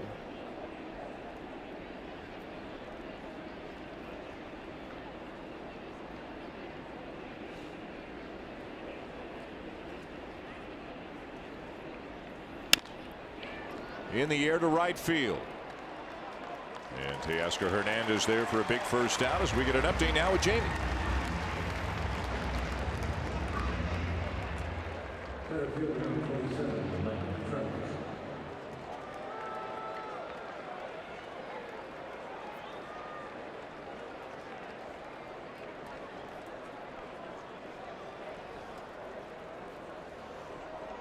And they did that off Alex Colomé as the Red Sox have taken the lead. Latest on the Yankees, they're down 11-10 in Arlington with the Rangers batting in the bottom of the 8th.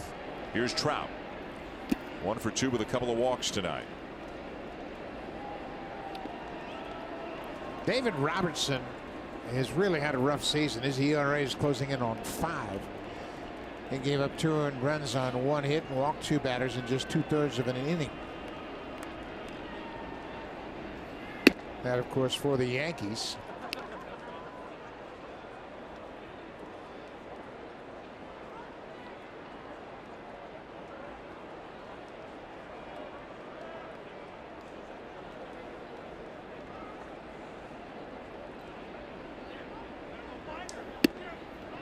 And a 2-0 changeup in there for a strike. Clippard will throw it anytime to anybody.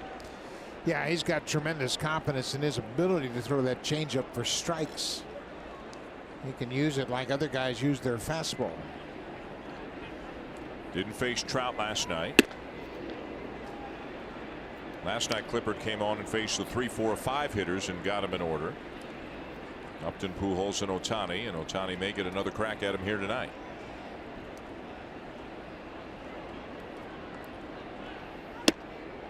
3-1 changeup for a strike. Yeah, and you can see how well he can locate that changeup. It becomes a terrific weapon for him to get back into particular at bats. He falls behind, he can get back in it with that changeup. One more time with a change. 3-2. Yeah, he can throw it again. Like a cut fastball there, and he missed away for ball 4. 3rd walk drawn by Trout tonight, and that's going to bring the tying run to the plate.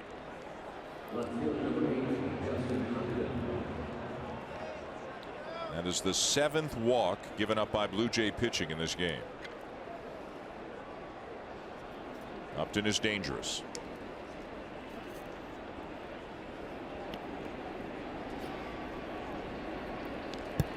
The Angels have stranded 11.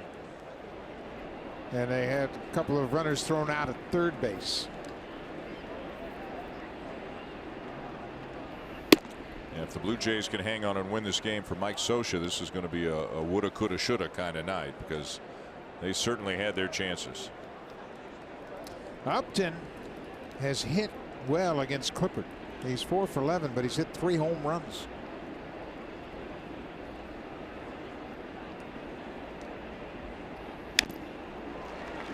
He was looking for that changeup, hit it off the end of the bat.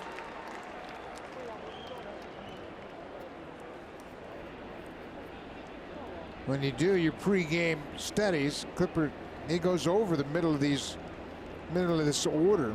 Says, okay, I've had problems with Upton in the past trying to come up with a different approach. One thing he can do is he can use that cutter. He has thrown it very well, and it's something that he has incorporated here with the Blue Jays. 1-1 on the way. Up and away. There's the cutter there, but he missed ball 2.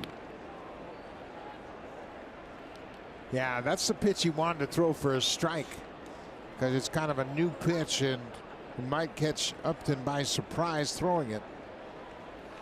Well, oftentimes, and tonight as well, but he really needs a strike. He goes to the changeup, but he's not doing it here. Runner's going. Pitch is taken high, throw down, and Travis could not put the squeeze on it, or they had a shot. Boy, interesting. Down 2 that Trout is stealing. Well, he hasn't been caught all season. That's his 11th straight stolen base this season. And Martin made a pretty good throw. It looked like a ball might have hit Trout. But he got a great jump, terrific acceleration. The throw was right on top of the base. I mean, you can't make a better throw than Russ Martin makes right there, and Travis just missed it. I mean, he dropped it right on top of the base, and they had a shot at throwing Trout out, but Devin Travis couldn't come up with it. And the pitch was high for ball 3, so this gets a little muddier now for the Blue Jays. Tying runs at the plate. And a 3-1 count on Justin Upton with Albert Pujols on deck.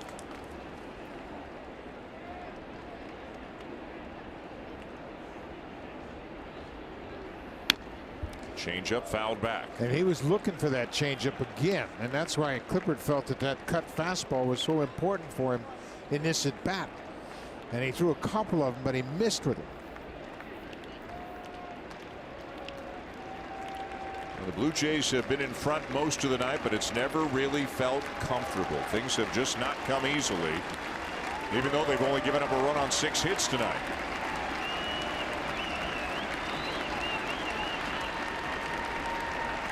Three-two. Inside for ball 4. The tying run to first, the go-ahead run to the plate.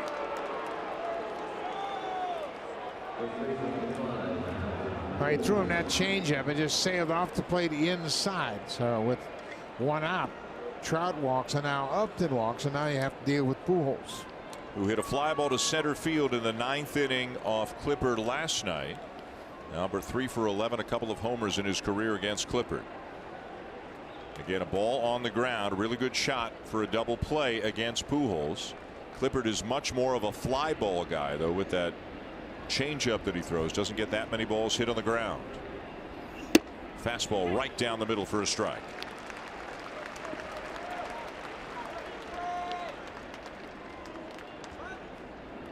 Do you think they let Trout run here?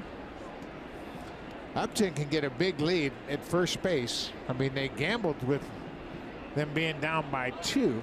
Double steal to get the tying run to second. The Angels like to gamble. And you know what? They haven't been scoring many runs.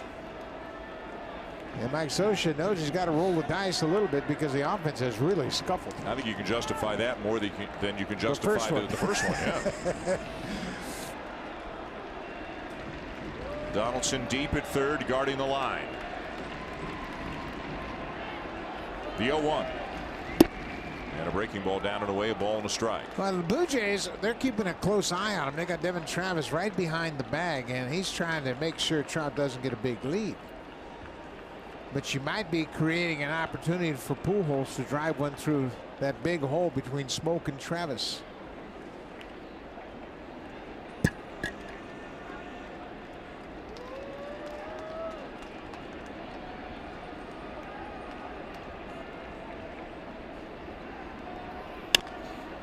Out of play off to the right, 1-2. Clippard is the 6th Blue Jays reliever to work here tonight. Aaron Sanchez went 5 innings, no runs on 2 hits, but he threw 97 pitches. The Blue Jays as a team have thrown 172 pitches in this game. A game in which they've only allowed 1 run, but 8 walks. Really contributing to that elevated pitch count. Still, they got a good shot to win it here. Clippard ahead 1-2. Upstairs. Clippard is the last line of defense for the Blue Jays. Axford, O, Barnes, Loop, Tepera, and now Clippard out of the bullpen. Petrichka and McGuire, the only arms still down in the pen. Ohtani waiting on deck.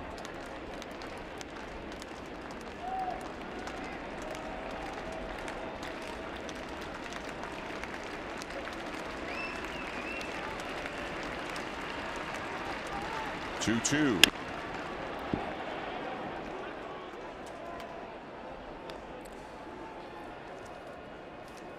Pujols, a Hall of Famer. There's no question about that. 600 home runs, 3,000 hits. He's one of 13 active 300 hitters. That's hard to fathom. There's only 13 active 300 hitters in all of baseball. You know the great note about him? He's never struck out 100 times in a season. which in this day and age for a power hitter is really saying something.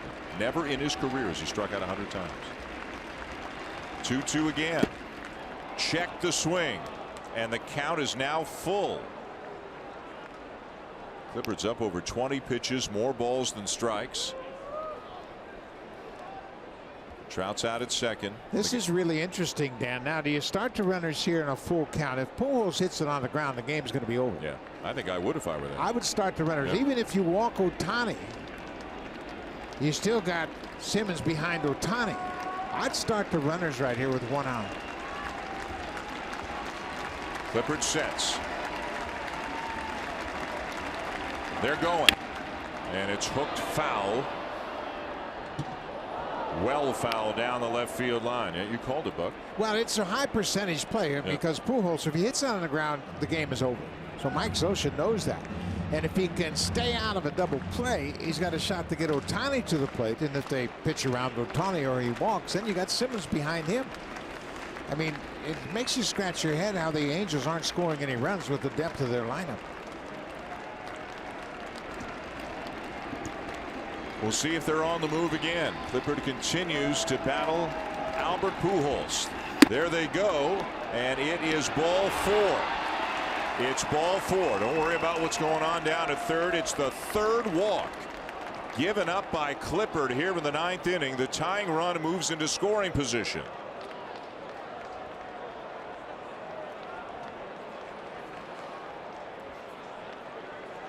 It's a season high 9 walks. And now you see Jake Petrichka loosening up, but the Blue Jays have walked 9. The previous high, they had 8 walks in that doubleheader against Cleveland in game 2.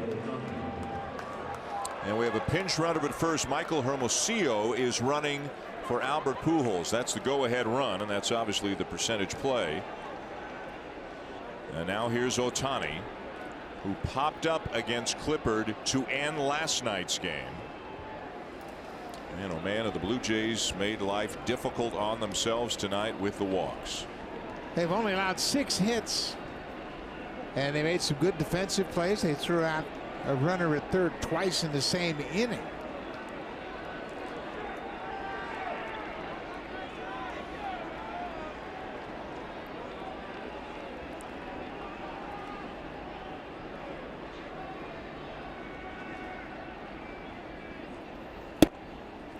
Down low for ball 1. Petrichka getting ready in a hurry.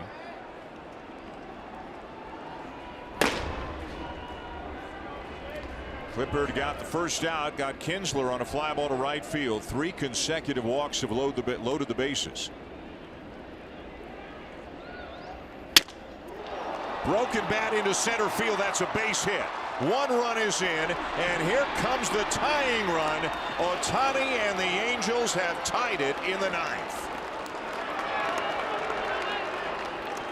Too many walks. You just can't continue to walk the Angels because somebody's going to get a hit sooner or later. 9 walks, a season high, given up by the Blue Jays, and it costs them here in the 9th. And he did a great job, Buck, not trying to do too much with a pitch that was off the outside corner. Shatters his bat. Trout comes in to score. He walked. Right behind him, Upton. He walked as well. And the Angels tied up with 2 here in the 9th.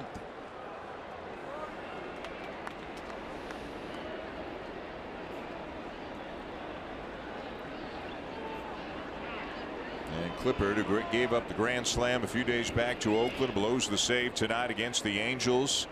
And now the Blue Jays have to bring the infield in. First and third, just 1 out. Tie game in the 9th inning. And the batter was Andrelton Simmons. You know, we talked about it a few times. It just never felt like a comfortable lead. The outs were so hard to come by, it seems, all through the game for the Blue Jays tonight. And eventually it caught up to them here in the 9th inning. Ohtani's hit, just the 3rd hit with runners in scoring position for the Angels tonight. They're 3 for 12. Runner goes from first. Strike taken, and in there without a throw at second is Ohtani.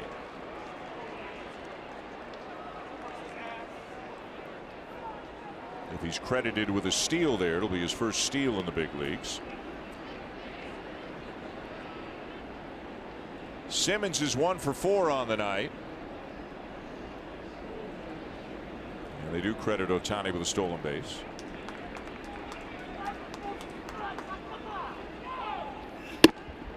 Awkward swing. 0-2. Yeah, he was looking for an off-speed pitch. He got a fastball, and then he kind of panicked and went after it, trying to put it in play, and was late. Watch the awkward swing here. You can see he was expecting an off-speed pitch and got the heater.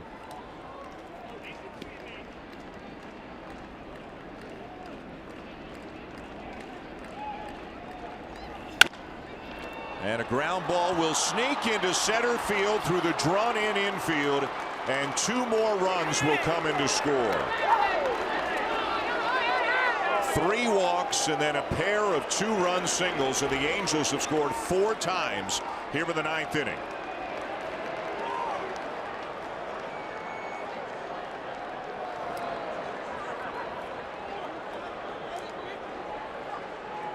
The walks are all cashed in here in the 9th inning.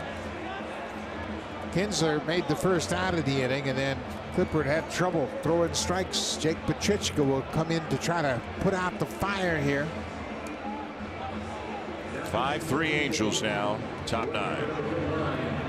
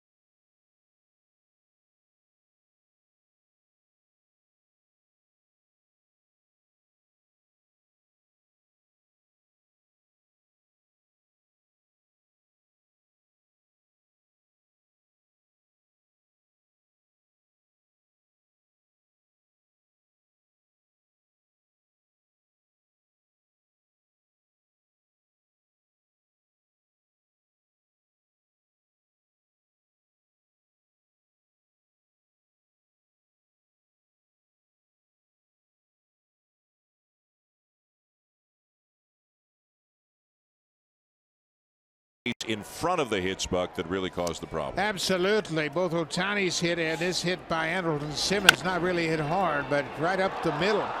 It beats the defense, and Simmons picks up 2 more RBIs. And here's Jake Petrichka, the 7th reliever out of the bullpen for the Blue Jays tonight.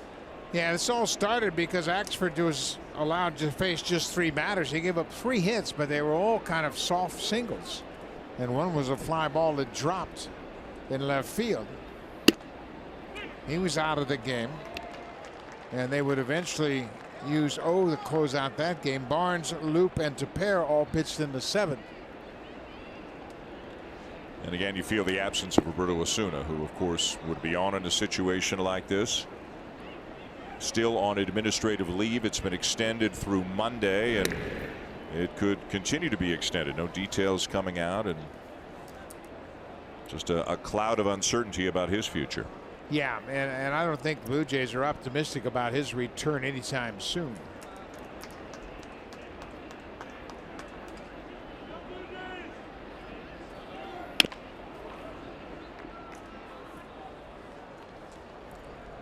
Now suddenly the Angels have the lead, and Blake Parker is looking at a potential save situation. And Parker's loosening up for the Angels, and he's 2 for 2 in his limited save opportunities. But Mike Scioscia's had to patchwork that last inning.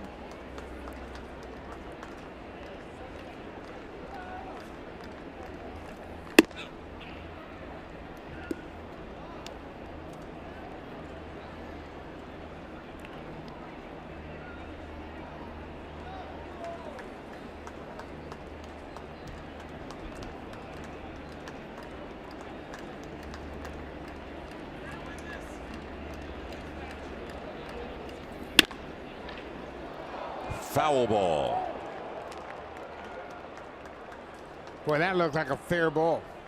Looked like it bounced right over the base, and Dino Ebel, the third base coach, reacted to it. Watch this ball where it hits. It's fair, and it went right over the corner of the base. That's a fair ball. I think you're right. But that is not a reviewable play, as the umpire had it in front of him. And Mike Scioscia is giving it to the umpires. He's fighting for his players. That looked like a double for sure. And he's got as good a look as anybody looking down the third baseline from the dugout on the right side of the field.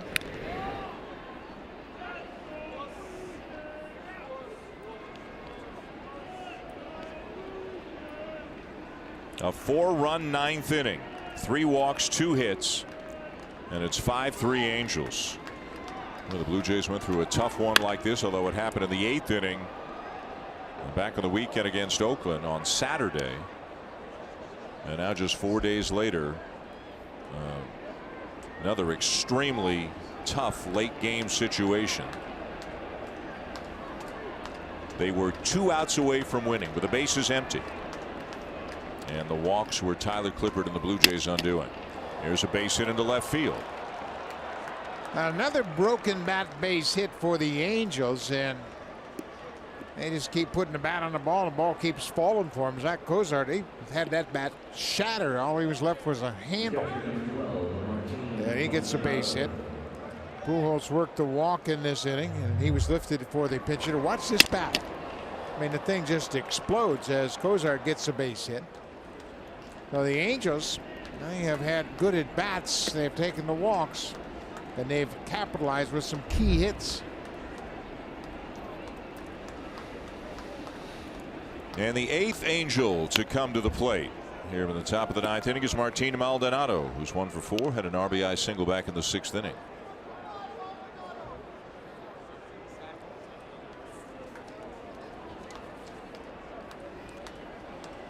Big innings have been a real problem for the Blue Jays lately. On Sunday, they had a 4-run 5th inning against them and a 4-run 6th inning. And of course, on Saturday, the 5-run 8th inning. Runs late in games been very costly for the Blue Jays. Friday night, they gave up 2 more runs in the 7th inning. And it was one thing they were very good at early on, is outscoring the opponents from the 7th inning on, but it's caught up to them lately. And tonight, I don't think you could say is really a wear and tear situation, although they had to use a lot of guys. It's just the outs were too hard to come by. Too many pitching changes, too many walks, and they just gave the Angels too many opportunities. And finally, in the 9th inning, after failing to capitalize all night long and leaving 11 men on, as you had said, finally the Angels took advantage here in the 9th. Yeah, you just know with so many good hitters in their lineup that sooner or later somebody's going to come up with a big hit. And the first one was Ohtani.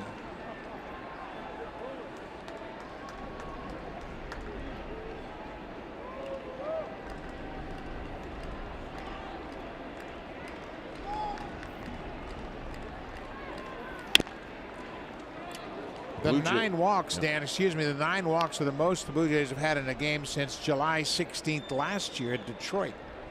And that was an extra inning game. They got into the 11th inning and they walked 9. Tonight they walked 9 in regulation. And they're closing in on throwing 200 pitches in this game.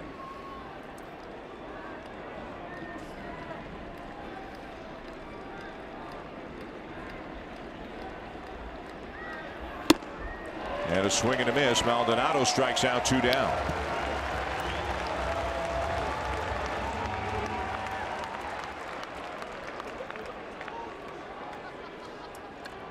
So now the number 9 hitter, Cole Calhoun, is up. Looking ahead to the bottom of the 9th, which is not something we thought we were going to have to say in this game tonight. It is the bottom third of the order. Gio Urshela, Curtis Granderson, Devin Travis scheduled. We saw Kendrys Morales holding a bat while seated in the dugout, so presumably he'll get a chance to come up at some point. Here's a chopper. That ball is foul.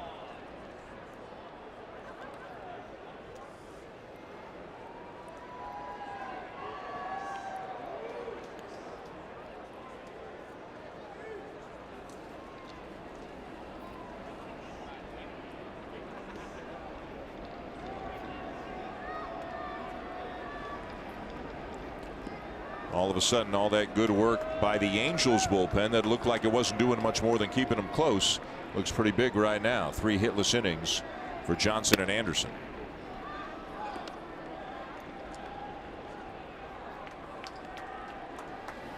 Anderson's in line for his first big league win.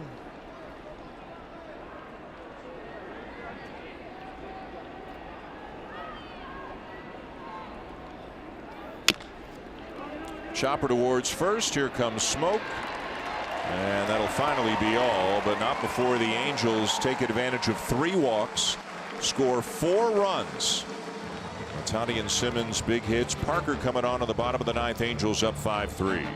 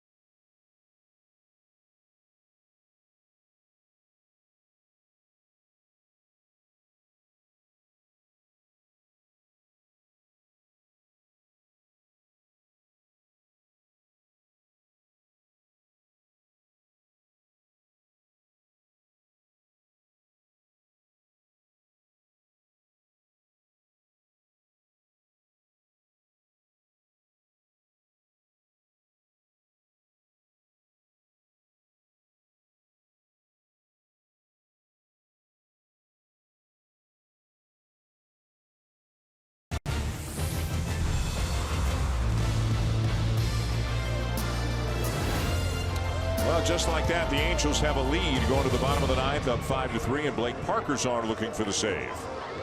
Parker, 33 years old now, and he has spent time with the Cubs, Seattle, and New York last year, and he is on trying to pick up his third save. Excuse me. He's 2 for 2 in save opportunities. Luis Valbuena comes into the ball game and takes over at first base for Pujols, who was lifted for the pinch runner. And Dwight Smith will pinch it for Gio Urshela to lead it off for the Blue Jays and take down and away for ball 1.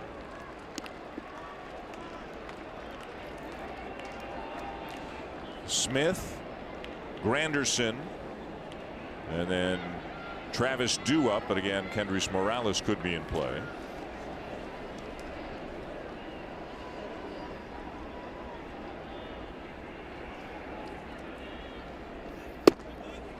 Just outside, 2 balls and no strikes.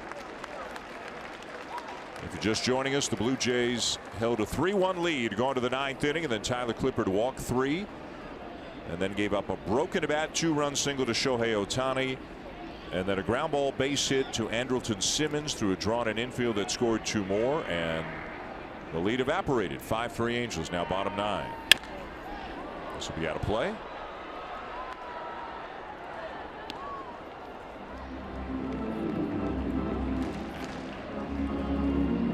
Shohei Ohtani with his first hit in this series.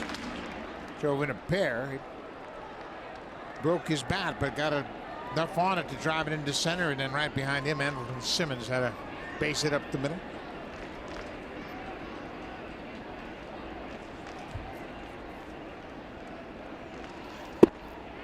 And that's outside. 3 balls and a strike. Kendrys Morales hoping for a shot. He's been hot the last couple of games. Curtis Granderson's on deck. Morales with 5 hits in his last 3 games.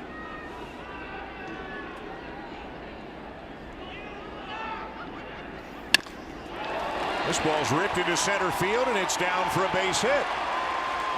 Leadoff man aboard, and the tying run coming to the plate. Dwight Smith Jr. with his first pinch hit of the season gets things going for the Blue Jays. Boy, he had a good swing at that pitch. Took a couple of pitches off the plate outside. Gets a four-seam fastball. And I mean, rips it into center field on a line. They got after that fastball pretty well. So he's at first, nobody out, and here's Curtis Granderson, who's 0 for 3 tonight.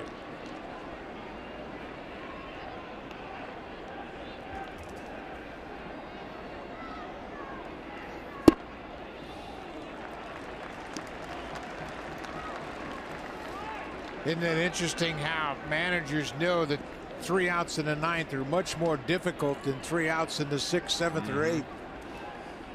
It takes a special guy to be able to come into a ball game when the decision is on the line. Fastball swung on and missed. 1-1 now on Granderson. There have been some great setup guys that try to transition into the closer's role and couldn't handle it. And there have been some guys who don't have quote unquote closer stuff, don't look like closers, who have done a great job because they've had the intestinal fortitude to do it. Yes, he did, and it's 1-2. Yeah, one of the guys that comes to mind when you talk about that is Doug Jones, the guy that pitched for the Indians and the Brewers. He just flipped it up there, and he didn't have overpowering stuff and used his changeup a lot, but boy, he loved pitching in the 9th inning. Remember Jeff Montgomery with the Royals, had over 300 saves. Another guy who didn't blow people away but did a great job. 1-2 on Granderson. He represents the tying run here in the bottom of the 9th.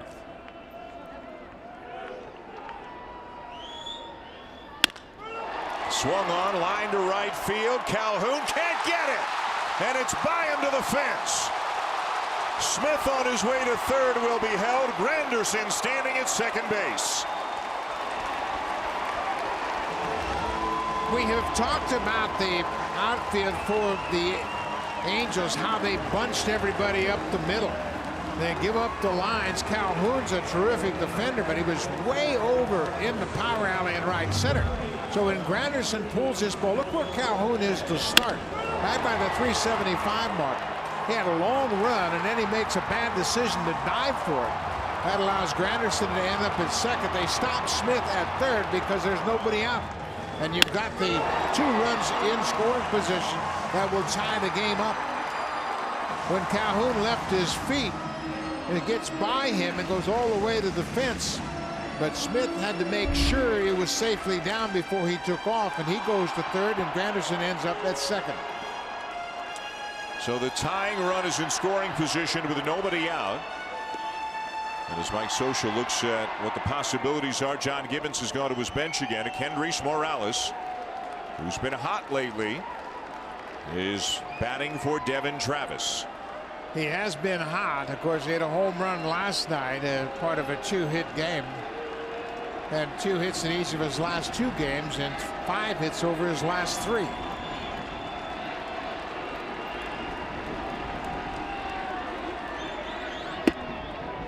Just outside for ball 1.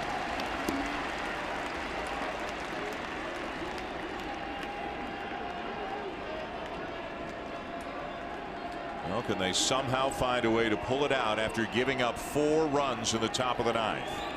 Kendrys is 0 for 5 as a pinch hitter this season. Lays off 2-0. And has Parker backed himself into a fastball count against a fastball hitter? He has, but I don't think he's going to throw him a fastball. It's 2-0. And the Angels know Morales as well as anybody. He played for them. And he will chase a pitch, and I wouldn't be surprised if they throw him another splitter.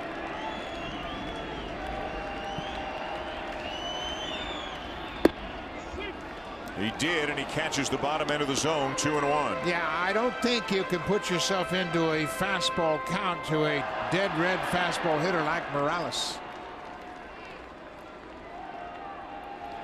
Dwight Smith Jr. began the inning with a base hit. Curtis Granderson doubled him to third. Nobody out. Jays down 2. 2-1. Check swing foul off 2-2. Still hasn't thrown him a fastball. Now, Morales has 3 career pinch hit home runs. And as we mentioned, Mike Scioscia knows Morales as well as anybody, and you just can't allow him to beat you on a fastball. He's anxious to hit.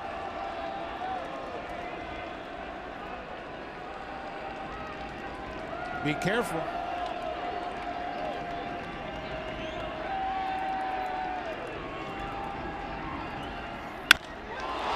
High in the air to right center field. Pretty well hit. Off the wall. Smith in to score. Granderson went back to tag and stops at third on a single off the center field fence. That brings the Blue Jays within a run, but does not tie it, Buck.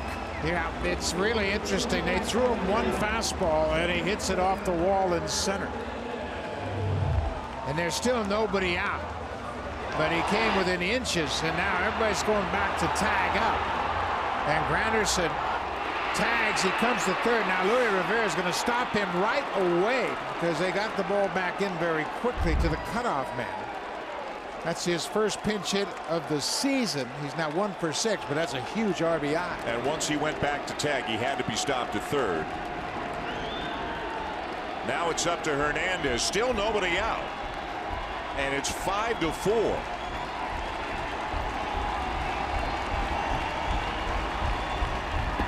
Down and away, ball 1.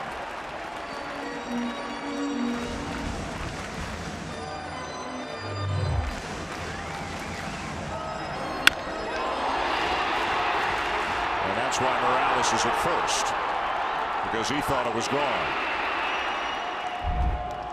And he's still there. No pinch runner. The only available position player the Blue Jays have is Luke Maile.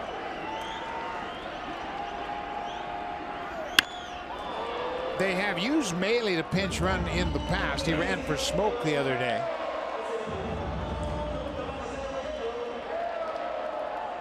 And I wonder if Morales had gotten to second, as he should have, if Maile would be pinch running, or somebody would be pinch running right now. But that's a potentially costly play by Morales. Give him credit for the hit, but he watched it for a while, and it didn't get out of the ballpark.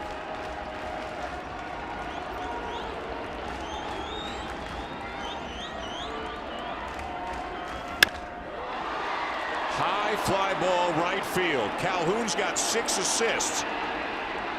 Tagging at third, Granderson. Here he comes. The throw is in time to get him. 7th outfield assist on the year for Cole Calhoun. 2 down now. Morales went to second on the play. The Angels outfield now has 14 outfield assists, the most in the majors, and Cole Calhoun leads the majors with 7. He was tied with 4 others before this throw. Boy, he sets up perfectly, unloads, and then fires a strike to Maldonado, who puts the tag on Granderson before he can touch home. The ball wasn't that deep in right, but you got to take a shot, make them throw you out, and they did. And now, interesting, Mike Scioscia is going to put Josh Donaldson on. You don't see the winning run put on very often, but Scioscia will put Donaldson down at first, and Parker will face Smoke. This happened early in the season to Smoke when the Yankees walked Donaldson to get to Smoke, and he beat him with a home run off David Robertson. Jose Alvarez is up in the pen. Blue Jays now suddenly down to their final out. With the tying run at second and the winning run at first. Smoke's 0 for 3, been hit by a pitch.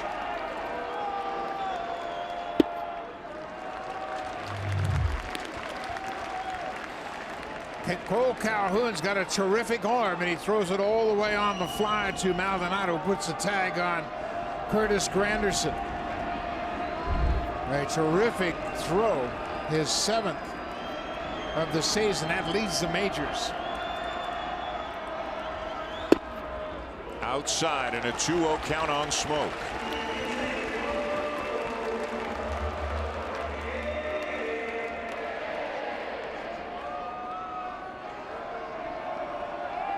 There's Melee.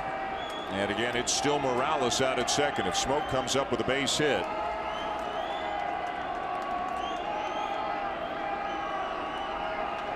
Morales will have a tough time scoring. Yeah, he sure will. Yep. And Melee, he's not a real burner, but he's a better runner than Morales. And again, if Morales gets to second on the ball off the wall, then on the fly ball, he's a third right now. Then you don't have to worry about it. A base hit would score him for sure. But Blue Jays have gotten one. But boy, this could have looked much different than it does right now. They are not done yet, though. 2-0. And there's a strike over the outside corner. And just like he would not give in to Morales until the very end, and it cost him, he hasn't given in yet to Smoke. He throws that splitter almost a third of the time to left-handed hitters.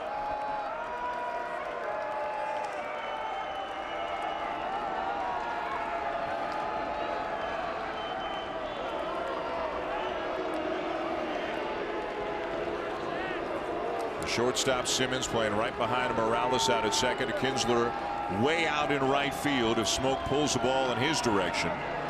Valbuena playing deep at first. Way behind Donaldson. 2-1. Fastball fouled off to the left, 2-2. And now the Blue Jays are down to their final strike.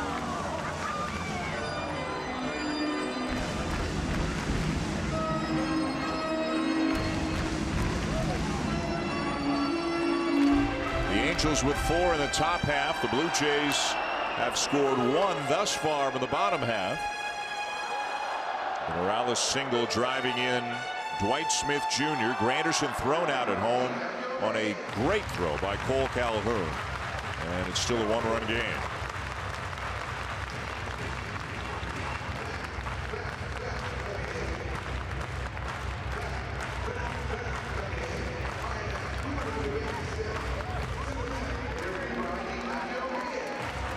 You got to expect that they're going to throw another splitter here to Smoke. He hasn't been real aggressive with his fastball. I was a little surprised he threw Morales a fastball. Tying run at second, winning run at first. 2 down.